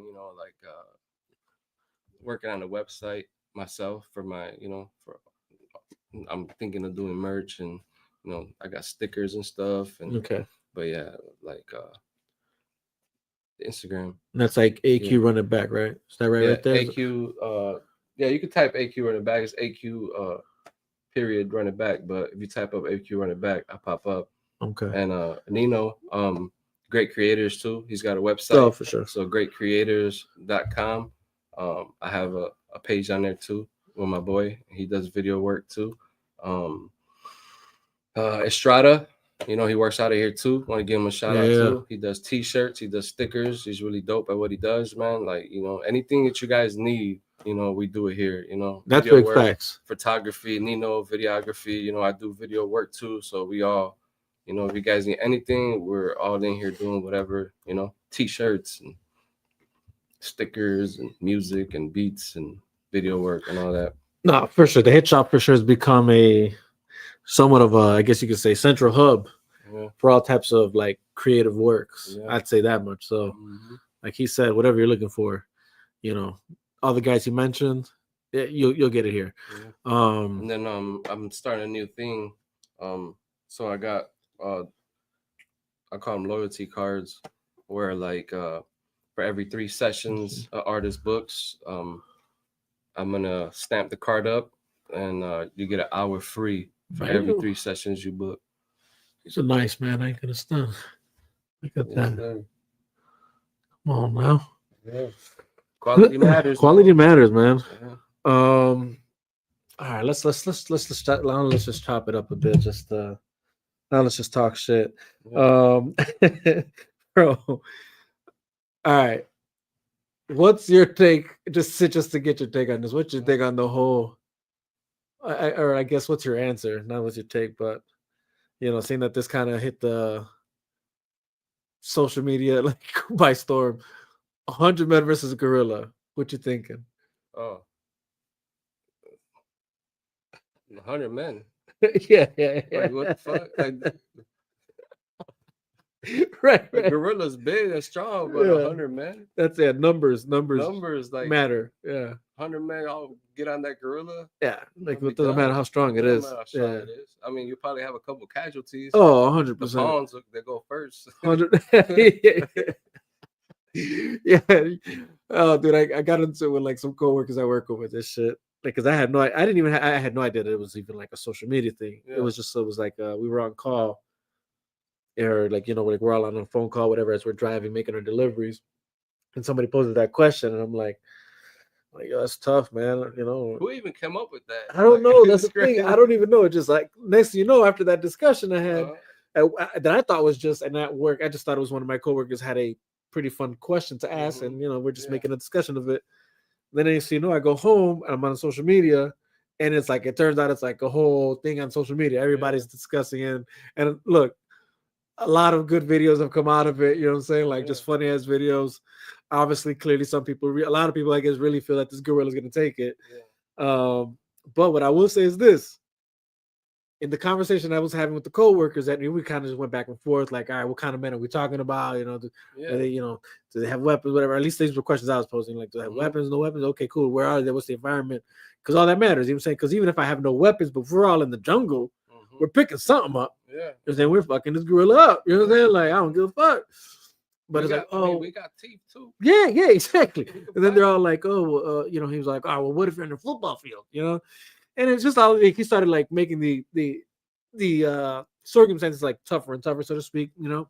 Mm-hmm. And I'm like, dude, honestly, in the end of the day, I still feel the percentage of 100 men winning is still there Yeah. compared to not, right? And I'm like, Mhm. because I just feel like, you know, numbers matter. And then I even did the math of like, I was like, all right, well, let's Google like what's the strength of a gorilla? Like, what can it weigh? What can it like, or what does it, whatever, all this shit, like, you know. And then like we found out like it's like so far what the what they have quantified as far as like wow, what's the most weight a gorilla has, whatever. And I'm like, well, okay, well, you put this amount of men that weigh this much, then it's fucked. You know what I'm saying? Whatever. All these things and all these scenarios. And I was like, look, some people are gonna die, some people are gonna get hurt, but eventually enough people succumb to victory by poking out the eyes, you know, stuffing, you know, I don't know, busting its nose, because its dichotomy is damn near that of a human, just obviously thicker hide, I guess, whatever. But then at the end, I said, all right, you know what? Let's stop fucking around here. I was like, ask Chat GPT, you know, because if there's anything that has all the information out there that's gonna be able to really culminate the answer, it'll probably be a artificial intelligence and it'll be AI. So I'm like, ask the Chat GPT, you know, the question. And sure enough, even Chat GPT said, at the end of the day, the 100 men would be able to kill the gorilla with obviously heavy casualties. So even ChatGPT, even AI agrees with that answer. So for all those that are really in doubt for whatever reason that 100 men can defeat a gorilla, like, I get it. Look, silverbacks are massive. They're ferocious, but so are men. And if we're trying to survive, man, look, I even said this at the end of the night after we had all that and the guy was still in denial. I'm like, bro, honestly, all it takes is one guy willing to sacrifice himself that will just, you know, like while everybody's coming in and getting ready to like try and jump on this gorilla and grab him, all it's going to take is one guy to sacrifice his arm, stuff it down this gorilla's throat, and choke the hell out of that gorilla and be willing to lose an arm. And that guy would be the hero of the story because at least 99% or 99 of the men might actually live because this one brave soul said, I'm losing my arm for us to be able to come out of this. What about a lion? 100 men versus a lion? Oh, no, lion's taken. How about 100 men versus a great white? in their turf. In the water. Yo, we're screwed, dog. Unless we got weapons, we're screwed. Shark gonna win. Oh, yeah. Lion shit. No, the lion will win. Because, like, here's the thing. This is what my thing was, like, the gorilla has no claws. It has hands and it has strength. I get all that. But the amount of weapons a lion has between four paws that all have claws, you know, like, you know, sharp nails, and yes, his teeth. You know, yeah, it's just you're more likely to die quicker from a cut, you know, a wound cutting your whole structure than a gorilla that's gonna like possibly break your arm. You can come out of that still alive with a broken arm or a broken leg. I mean, don't get me wrong. Yeah, the gorilla has teeth. He might think about biting you, maybe. I don't know. But yeah. A bear for sure. Fuck you. That was the other question I posed. Like, all right, nigga, you have all this hope and confidence as a gorilla. Like, put it up against a bear, dog. You know what I'm saying? Like that bear taking it down, dog. I don't care. Especially like a grizzly dude. Yeah. Shit. But all right, I just wanted to get the thoughts on that. What else? All right, what's what's your thoughts on this Mexican pirate ship that went into New York and hit the Brooklyn Bridge? I just saw that today. That shit crazy, dog. Like, what the hell? Like, nobody got hurt, right? People got hurt. I think two people died. For real? I think From two what? people The died. lights hit them? I don't know, dude. Maybe they fell because it looked like there was guys on the sails, you know, like that were like, you know, and so I think two people died. How the hell did they get through there? Like, shouldn't they have like, you know, like the trucks and shit, but they have like the height? Yeah, right. Yeah. Like, bro, you're not you don't meet the clearance. Why is it so high? Bro, that was crazy. Yeah. That to me I thought was weird too. I'm like, wait, how the hell did they? It was a Mexican pirate ship. I mean, I'm just messing around. It's supposedly a Mexican Navy ship, And somebody's got to tell the Mexican Navy that ship is outdated crazily. Like, why is that a ship in your Navy? Yeah. You know what I'm saying? Like, I don't know. They probably thought that they would look good, but it looks that just, I don't know why you Well, at still least have they that. got trimmed down. But They'll be able to make it through next time. It's funny because like everybody's like I don't know how that works, but like you should know, like right, you know, the height to wherever you're going, right, like the trucks do here. Yeah, that you would think that was the thing. Yeah. It's kind of weird, you know, like that shit got to be high as hell in order to hit the bridge. Yeah, and then it's like not only that, but then it's like most of the time when it's like something of that nature, it's like you're going through a bridge that's supposed to like either like be able to open up, or it goes up, you know. Yeah. So that was weird. I thought the whole scenario was weird. It's like shit that be happening. It's not supposed to. Yeah. It's like, huh? And I was just thrown off because I was like, yeah, the ship looked old as hell, and then like all these like large ass Mexican flags, and then I'm like, what am I watching here? The jokes that have come out of it are pretty funny.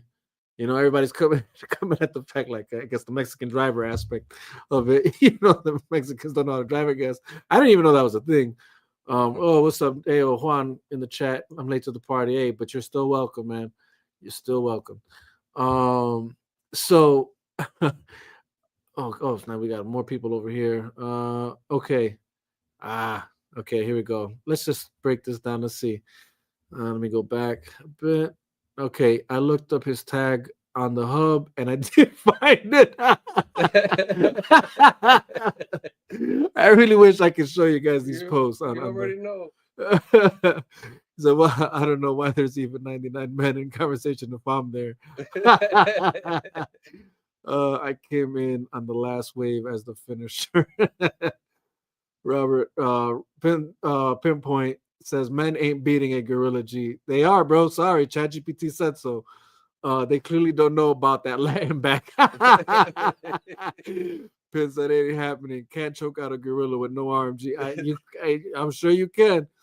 And actually, again, ChatGPT, bro, ChatGPT said all these things. It's crazy because like it was all like again. So what are you gonna do if you got 10 guys holding on each side, holding his arms? That's what I'm saying. Like his legs.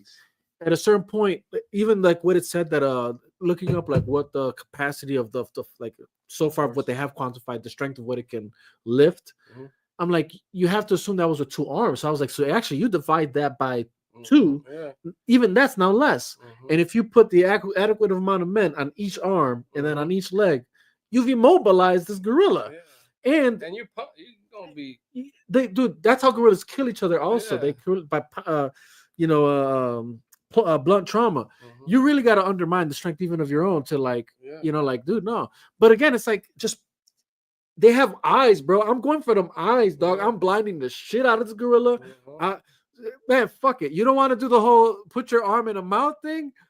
Stick things in his fucking nose. I don't give a damn, bro. Like I'm shoving up if my hand can fit in his nose, dog, that's where it's going, dog. I'm fucking you up, bro. Like you're not gonna just take me.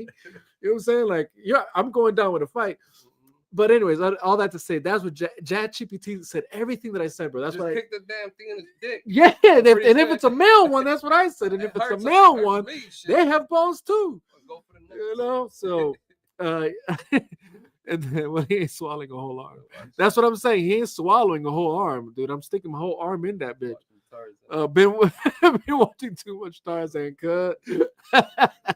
I mean, so intern Juan de los Det was on there. Yo, George, bro, appreciate you hopping out, man. No chance. God told me who you're gonna believe. Gotta tell you nothing, bro. And actually, that was actually part of that was like something else I did mention when we were discussing it. I'm like, well, I don't know, bro. If these 100 men are men of God, these men of God in the Bible have accomplished many feats that are extraordinary. So I'm sure they'd get the gorilla. Gorilla Bruce Lee. Yeah, you're right. That was like one of the funny videos I've came across on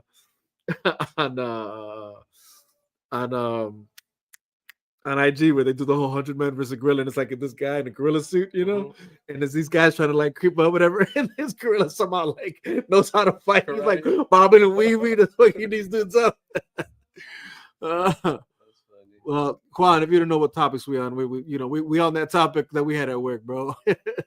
At the moment, uh, somehow we're back on it. It seems like people are just still undecided on whether or not 100 men can take it. I mean, I'm decided. I just believe it's possible. If they're all attacking this guy at once, it's just no way. There's just no way. A silverback got nothing on the Latin back. That's right. No one killed the gorilla. I guess we'll have to see. We have to find out. I guess you know what I'm saying. We're just gonna have the government put together a Hunger Games situation and just to have us figure that out for sure. You know. Back to that Mexican ship thing though, dog. It's funny because, like I said, you got them joking around about the Mexican driving situation, which I thought, I'm like, out of all of these that can joke about this, I'm like, I don't think that's I don't know if that's true. I mean, I guess, you know what? No, I don't know. See, here's the thing. I don't know if Mexican drivers per se are bad drivers. I think women can drive. Women for sure. But what I will say is I feel like, personally, and look, this is not a shot at anybody who's got family who just got here or that's your circle. But I'll say this: when I do come across a lot later, I don't know if you can attest to this, but as I'm driving here in the streets of Chicago, I can tell who's fresh off, fresh crossing that river. Mm-hmm. You know what I'm saying? I don't know what you are, whether you're Mexican, Venezuelan, whatever you are, Haitian. I don't know. Well, but those Venezuelan, they got that fanny pack. Yeah. But dude, I just I seen a guy today on my way here, bro. And like looking at him, I'm like, oh, this again, he was either Mexican or Venezuelan or some sort of like South American type nationality for a fact. And it's a small street. It's Bloomingdale, right? Mm-hmm. So it's like only one lane type thing going in each direction, with cars parked on the side, right? So it's Bloomingdale and at the intersection of Central, right? Yeah. And it's like two cars in front of me, and then it's me, and we're all like, on the side. We're supposed to be somebody's gonna turn right, some guys with the left turn signal, bro. This, I don't know what he is, came up literally on the left of us, completely blocked that lane, and dude, cars already like started beeping at this nigga, like, bro, we're trying to, like, the hell you doing? And then the dude didn't even have the decency to like reverse. He just waited for that light to turn green so he can maneuver his way out of there, dude. And I'm like, bro, you fucking stupid, dog. It'd be dumb people out the street, man. So like I said, I don't know if he was Mexican or not, but I hate the people that fucking like, the dude clearly doesn't know how traffic works out here. Where you got the green light and you got to turn, and the motherfucker stays on the line, instead of moving forward to give you an opportunity to turn too. I hate that. That's shit. Annoying as hell, dog. But anyways, like I said, that was the joke, and I'm like, some of the jokes I've seen, and I'm like, bro, like y'all could be. There's like many other jokes I could turn into that. Yeah. And I'm like, there's so much more like low hanging fruit to make fun of that, because for sure, when I first seen that, like, and I'm like, my initial joke in my mind is like, damn, like they're finding any kind of way they can get over here now that the walls or now that the borders are closed. These motherfuckers coming over here on pirate ships. That was like, I saw a post. I saw a post. I don't know how true it is, but they were doing like some kind of game so they could win their access to over here. Oh shit! For real? Yeah. No, if that was the case, that'd be crazy. Like with Mr. Beast, but I'd watch that. Like, right, the Mr. Beast shows. I'm like, what the fuck is wrong with people? That's bogus, man. Yeah, I'd watch it low key though. I'd tune into that low key. Like, it depends what the games are. You know what I'm saying? Just to win their citizenship. That's crazy. That's crazy. That is nuts. But yeah, that for me, that was like, bro, that was the first joke I thought of, like, or the first funny concept of that. I'm like, yeah, these motherfuckers finding it. They came in a pirate ship. You know what I'm saying? Like, they're like, oh, okay, you're gonna stop us from crossing the Rio Grande? We'll just come through the seas. You know what I'm saying? Like, damn. Yeah. I was like, look-key, that even like it showed all the people on there on the thing. I was like, shit, we got to run back that camera and see who made it off the onto the top of the bridge and climbed off. We gotta. That's what we should be talking about. That's crazy. Yeah, and I haven't seen anybody joking about that like that. I'm like, that's my first inclination. That's crazy. Maybe if I was too sensitive or something. Bring back gladiator fights, no cap. Hey. Hey, maybe. I for the people that are on death row. Yeah, that's there. Which is funny because when we talked about that, I said, "All right, well, let's make the scenario believable. Who would actually want?" Because I was like, "He's like, nobody's gonna want to fight a gorilla." I'm like, obviously, nobody wants to fight a gorilla. But if you're gonna pose the question, then it means that they have to fight the gorilla. And who else other than like convicted felons that are doing life or something? And this could possibly be their freedom. Yeah. You know what I'm saying? So like, why wouldn't they do whatever they have to do to to kill this gorilla? You know what I'm saying? Well, no, I mean, if they're in life, they ain't going back to society. They just they don't have to walk the 3 miles. Yeah, exactly. You save yourself from the death penalty, but you will be in prison. Right. 100%. He said they were giving a sample to America that a wall can't stop them. Exactly. That's what I'm talking about. That's the funnier joke there, I thought. That or even if you wanted to take it on some like geopolitical stuff, like if that was your show of strength of the Navy you have, oh Jesus, God save the Queen. Dude, that's just crazy to me to find out it was actually a Mexican Navy ship. I'm like, this is a Mexican Navy ship? Like, what? Probably some antique, or they for sure, for sure. I'm definitely busting their balls for it, but I'm sure it's like it's the equivalent of maybe like the King's Guard in London. Like, these guys ain't going to war, and these guys what I'm saying, like in these stupid ghettos from the whatever century that came out of. At least they now arm them up with actual guns. You know what I'm saying? Well, because for a while there, they still had the the beret, kind of rifles with the the knife, whatever, the beret. And now it turns out they're like, just in case something does go down, we might need to arm you guys with some actual, I don't know, M16s or something, M14s. I don't know what they're, something like that. But to me, that's what that was. I'm like, okay, this must be like some sort of like, hey, this is the kind of ships we used to have, and we display it every now and then. He says, Nino says, in Chicago we have.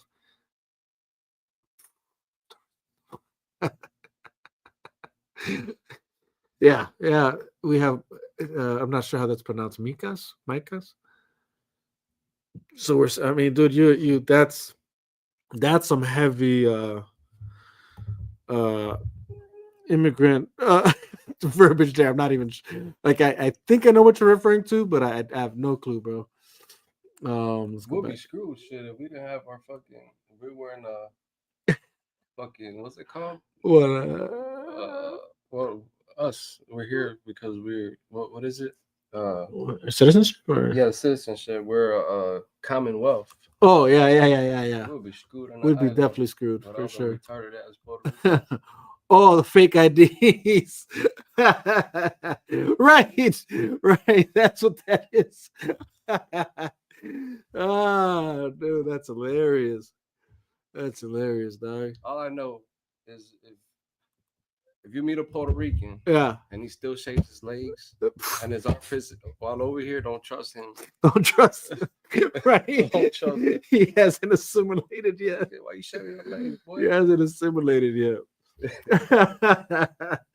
Oh, all right, for sure, man. Hey, all right, NBA playoffs. What you thinking about that? Who you got? You haven't been paying attention? No, I haven't been paying attention. Yeah, my team got knocked out. Yeah. So I'm sad about that. So who's I think right now it's actually, let's see, I kind of lost that kind of lost interest once my guys got kicked out. Actually, I'm gonna put this NBA playoff bracket.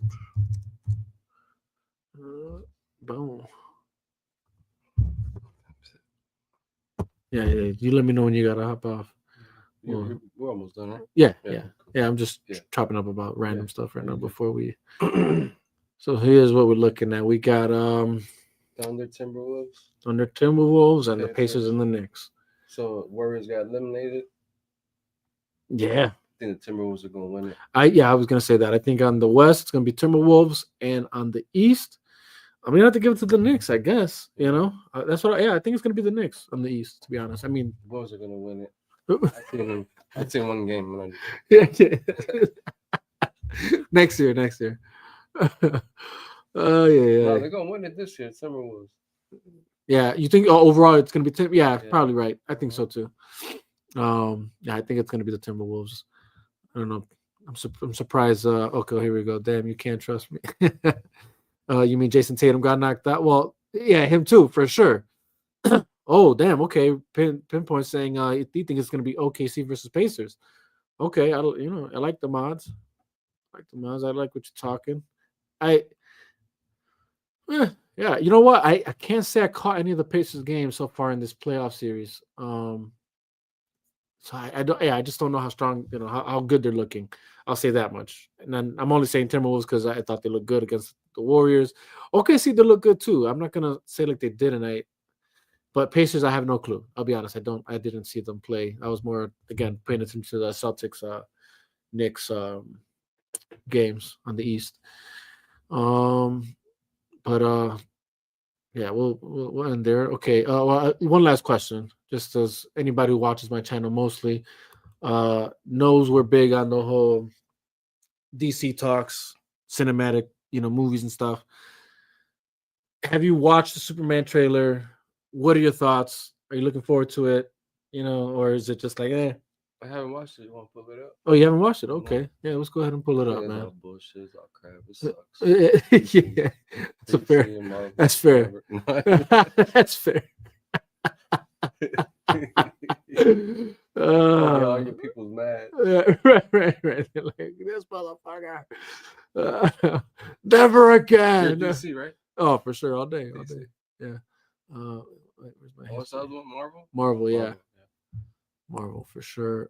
Marvel. I mean, look, I'll give Marvel credit where it's due. Thunderbolts apparently did decent. Still, they're not still seeing numbers like they used to, but I look like the U character for real quick. Joe. oh yeah. Let's see. All right. DC is pretty good. You serious with me?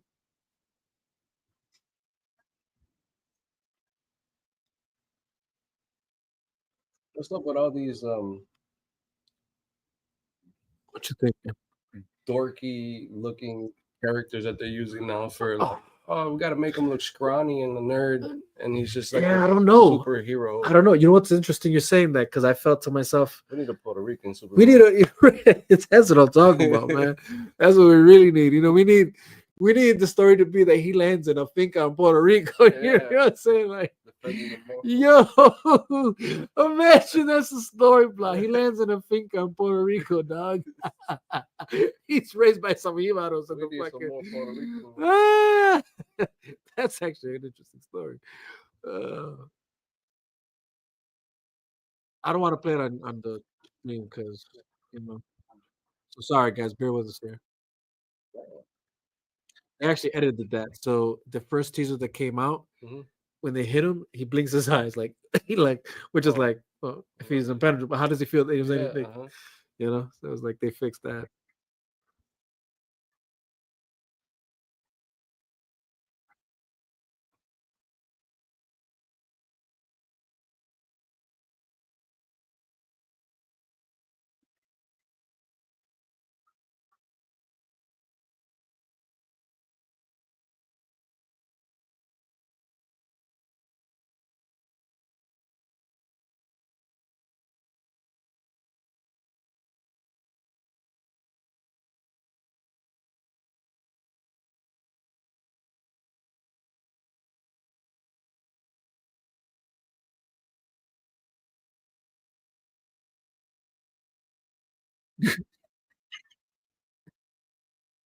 They try to get like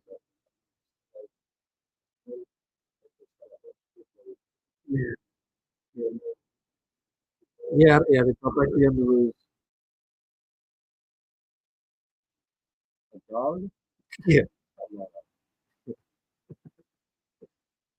Oh, yeah.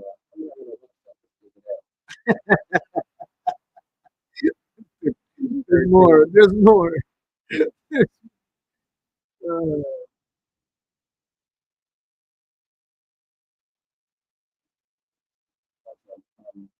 right.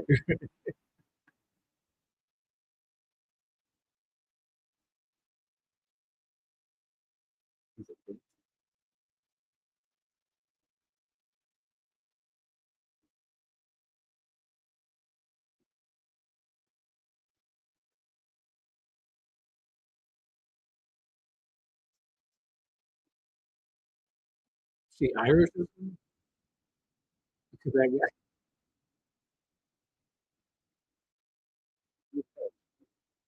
right.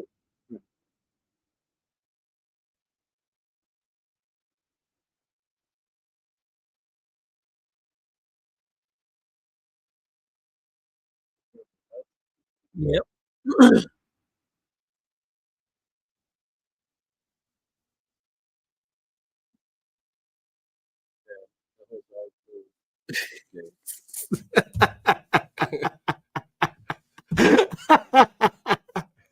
Yeah, super dog. Yeah, there's a super dog. Yeah, you know, it's How? it, What'd he do to it?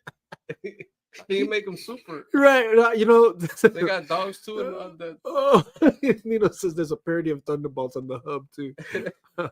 He said I'm the parody, he's a Puerto Rican.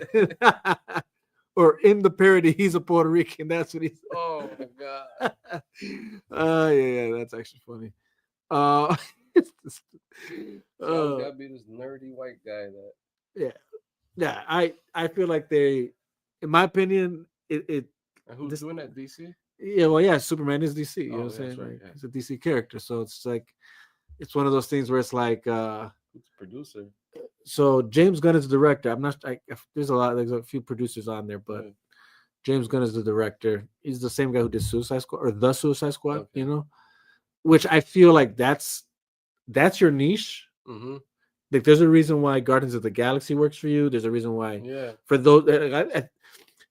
I feel like the only people that have problem with the Suicide Squad are those that like David Ayer Suicide Squad, which that's Yeah. me. You know, Mhm. like I just have an issue because the characters you put into your movie already existed in a certain tone, in a Yeah. certain way, and in your movie you made them a joke. Yeah. Which, if that other movie didn't exist prior to yours, that would have been fine. So he's making Superman a joke with And that now dog. that's what I feel like. Yeah. Yeah, he's adding that humor that he does. Like, Yeah. you know, I'm not gonna take things too serious, so we're gonna add this dog to bring some sort of like comedic relief, levity. You got this weird kaiju that looks like the dude from the Goonies. Hey guys, with his eyes all like, Yeah. I don't know. You know what I'm saying? It's you know, I'm definitely not I'm not looking forward to it. You know, I just figured I'd get your you know, let people see what you think about it. And You know what I'm looking forward? Lilo and Stitch.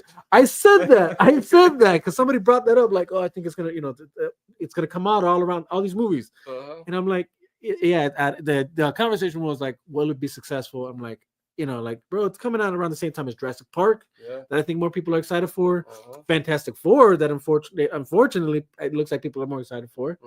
Mm-hmm.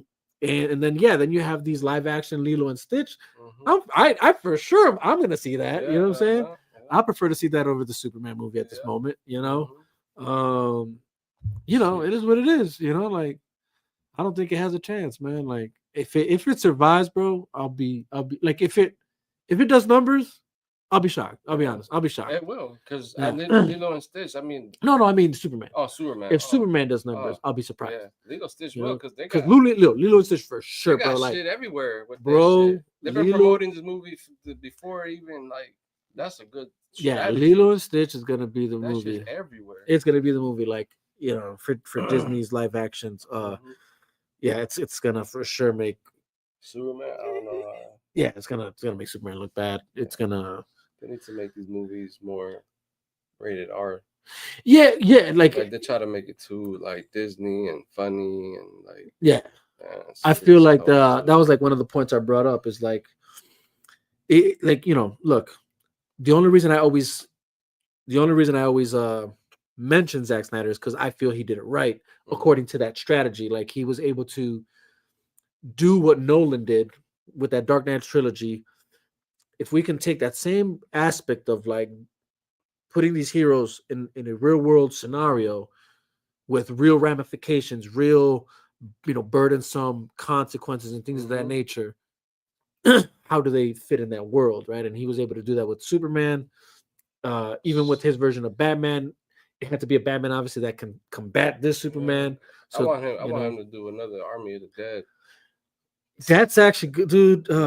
Man, that's actually a great movie that I feel like Netflix is snoozing on. Like, I thought we were supposed to get more of that. Yeah, You know, that was like, sick. you know, that seemed like a cool universe that he was doing there. Mhm. Cool concept.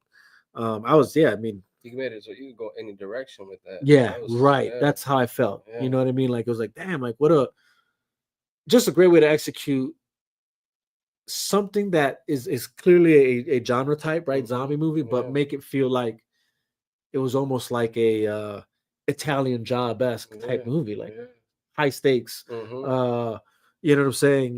You know, type A lot of scenario. shit. You know what I'm Yeah. saying? Like, you know, it was funny at the same time. Like there was a balance there. Hey, not in a balance in the sense of like, oh, it was just as much comedy as it would like. No, no, just the right amount of comedy Mm-hmm. to add to what I felt was the overwhelming serious nature of the movie. You Yeah. know, like the Mm-hmm. story of father with daughter Mm-hmm. connections. These real humans that have real lives, and Mm-hmm. now they're impacted by this, you know, outbreak of Mm-hmm. zombie apocalypse thing. You know what I'm Yeah. saying? And how are they working together? How did the government handle this? You know, all that situation, all And that how shit. the zombies are like You know what I mean? sophisticated Yeah, and kind of organized. organized. You know what I'm Yeah. saying? Like that. All that was interesting to think about, and you know, and then the way it ends, it's like it was very open ended. Like, damn, that dude's alive still as a zombie. You know what I'm saying? Like, even in your thought, you know what I'm saying? Yeah. Like, so yeah, it was cool, man. I think that was a cool universe for them to keep exploring. And from what I know, it seems like they've stopped two of the projects. It's like, damn, Netflix, what the hell you doing? Yeah. I don't Get a know. bunch of bullshit on Yeah, Netflix, like all yeah. these fucking voiceover movies. Well, I heard Havoc was good. The one with Tom Hardy. Yeah, it was good. A lot of people were complaining on the like CGI in it, but Yeah. I feel like it was like an over exaggerated type of John Wick style. Ah, But it was good. but it was good. It was good. Okay. Yeah. I like his character. Yeah. Yeah, it was dope. All right. All right. Well, you heard it here, guys. Superman for him isn't gonna isn't doing it. Thumbs down. I play a better role. Yeah, right. Shit. That's the new A dog. hashtag AQ for They Superman. should have just added a cat. Yeah. So the dog thing is it's comic book accurate. Yeah. You know, it does he Mhm. does exist in the comics Yeah, he and in the does, yeah. cartoon Krypton, whatever. Crypto. But honestly, like a poodle shit got yeah, pit, that's the like a thing. pit bull or Like, something. yeah, Like, like bro, like a Rottweiler. even like what I feel like, yeah, I feel like he's a Rottweiler without a in cape the though. Like, yeah, like don't even give him a cape. What does he Yeah. need a cape for? You know what I'm Just saying? give him like a dope ass like a dope Superman collar. collar. Yeah, you know, like, yeah, for sure. But yeah, that you know things like that. You know, that's Superman don't need a cape. you know, you know what's funny? I always felt he did it, but apparently there's like some sort of like scientific reason, like aerodynamics. You get better control of your maneuverability with a cape or something like that. Oh yeah. Yeah, yeah, something like that. Uh, I'm gonna try it. I have I'll no put a idea. cape in the back of my car. Number one says, "Oye, Mama huevo, yo soy el Mama Bicho Super E man." Okay, hey, power to you, bro. I'm not sure. I'm not sure what the message is here. He say he's sucking dick. Yeah. Hey, So Mama Bicho? he's a. What? I don't know. Oh, yeah, You know what? Honestly, Mama his Spanish Bicho, isn't that super good, emo. so I don't that could know. be why that. Let me just make sure nobody said anything. Okay, there is a Superman look booty. Ass. Yeah, ass. Yeah, he does. No, it does, dude. It's the truth, man. And that's a factor, you know. Like some people try and downplay it, like if Superman being or that suit, like if it doesn't matter the suit. It's like no, it actually does matter, man. It's great. Yeah, but you know, here we go. Thank you for those that are hopping on IG. Again, it's like you know, again, it's one of those things like once you're off, it's like people think you're done. Yeah. But yeah, man, it's it's ass for sure. That suit is ass. He doesn't just. And here's the thing: I'm not trying to compare, but like, what else are you gonna do here other than to compare to the Superman before him? And that's like on the big screen. That's Henry Cavill. And when you looked at that Superman, it's just like, you know what I mean? It looked like okay, this guy is Superman. Like he's built. It's the suit is defined and fit. Yeah, it doesn't look loose. Yeah. They got rid of the underoos. Like we're done with that shit. Like this is the modern version. Let's go with that. And the modern version until recently, which I don't even know why they decided to give him his underoos back. But the most modern version before the recent version didn't have underoos, and there was a good reason for it. You know, I think they need to stop recreating shit and making new fucking characters. Yeah, no, that's the other thing. Like, yeah, like invest in new characters. You know, make it more realistic. Yeah, you know, like yeah, I like the whole idea of that show. what they Which call one? The Boys. Oh, The Boys. Yeah, that was pretty. Yeah, that was pretty cool. But yeah. still, it was just more like It's a parody, the more than parody. anything. Yeah, But it was yeah, pretty dope how they kept it like rated R and yeah, like yeah. like Yeah, gory. like you're gonna see Yeah, how crazy motherfuckers shit. really would die. Yeah, You know what I'm saying? yeah. If you run into them at that speed, what's Yeah. really gonna happen? hmm You know? I feel like it's gotten oversaturated with all this CGI. Yeah, You know oh, what I 100%. I mean, it's dope, Yeah, but it's kind of like it's too much now. Like it's overly they're you have overly to be doing able to shit. offer something in contrast to that which is, you know. So it's like the reason why I think even comic book movies before were at its peak was when Warner Brothers and DC embraced them being different from Marvel. hmm When you did that, it gave the audience something to look forward to Yeah. when they're watching either movie. hmm Because it's like, all right, I know what I'm getting when I'm watching a DC film, Yeah. and I know what I'm getting when I'm watching a Marvel film. Yeah. And you didn't feel like it was just all the same. It was like, all right, whatever you were in the mood for and the taste for, hmm you can watch that and feel like, all right, I'm getting something different. Yeah. Now, when you're doing everything, it's just the same. It's just, again, hmm it's just you're saturating the market with Yeah. just repetitiveness. Yeah. I And mean, I feel like there's a lot of other shit too. Like yeah. I'm looking forward to like the Ninja Turtles. Oh yeah. Like Yeah. what they do with the Ronin, you know. Yeah. Like that's gonna be dope as Yeah. fuck. Yeah. You know what I Hell mean? yeah. Like I mean, look, and I'll say this: the comic books, the comic book side of things is still a good job. You know what I'm saying? Like I've recently like dived into some of the new like absolute DC comic shit, mhm, and those storylines are coming out really yeah. dope as fuck. You know what I'm mhm. saying? But it's like, What's the Ninja Turtles? Where do they fall? They're not in any of those. no, right? well, yeah, they're under the DC or DC? WB umbrella. Okay. One of the, like I'm not Okay. sure what they fall under exactly, but they are. I know I believe they're DC simply because, and I could be wrong. And if I'm wrong, somebody, why don't we just look it up? Mhm. But I think they're DC just because I've seen a lot of their crossovers with Yeah. DC. Like they're either in like DC video games, hmm they're in like I know certain Batman storylines, where they Yeah. cross over. hmm The animation movie they did. Yeah. Who They need to remake the Gremlins too. owns the Ninja? I'd watch that. Tina Ninja franchise is currently owned by Paramount Global, the parent company of Nickelodeon. Okay, no, so it must have been sold off then, maybe. Here's a little more context. Nickelodeon acquired the rights to the TMT franchise in 2009.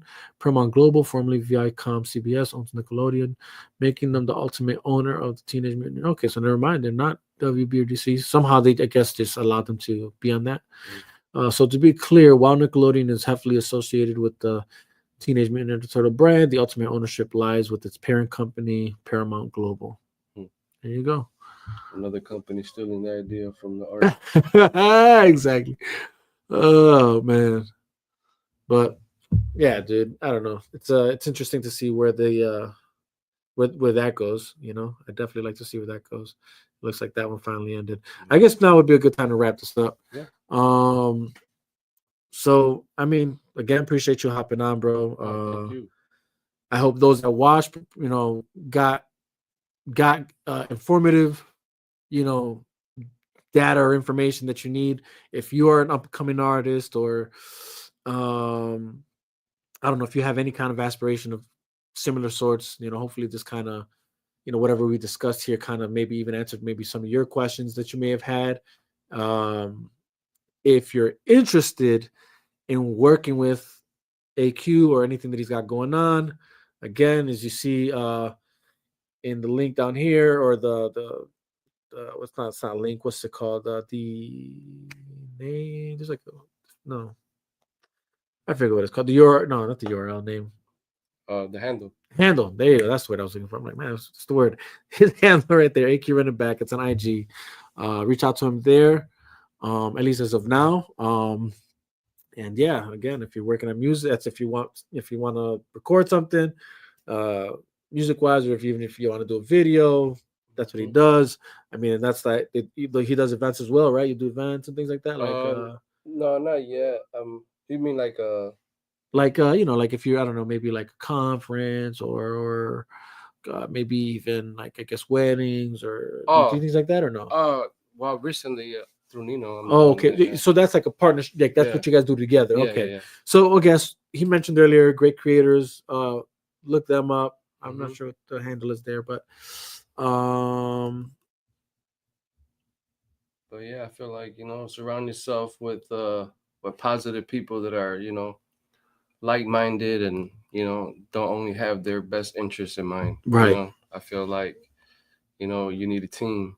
So, I mean, you can only do so much by yourself. Right. You know what I mean? Facts. No, that's facts. So yeah, man, just again, hopefully this stream was informative. You learned something. Learn something about him in case you ever wonder, like, man, who's the guy that Big always shouts out about making his music with? This is the guy. This is the man behind the board.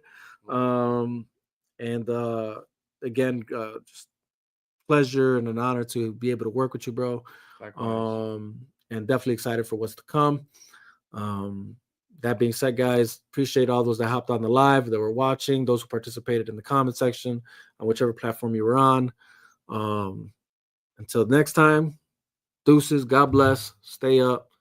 We out of here, man.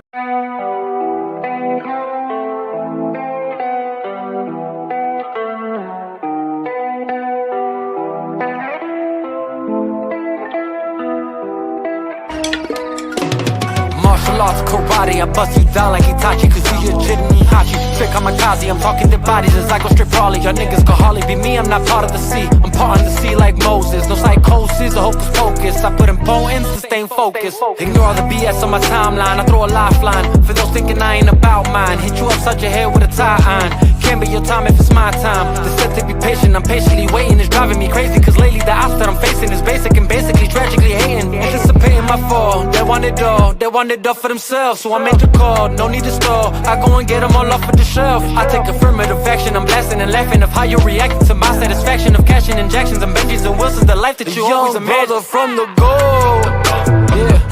If you ever see him go, it's Holocaust or Holy Ghost. Overcome or overflow, yeah. Either way it's overdose. Watch you walk or comatose, penetrating to your soul, tit for tat and toe for toe, pound for pound and blow for blow. You would never see me fold. Claiming that what you don't know, that is how you get exposed. Left for dead with bullet holes. Leave it alone. Promises all day.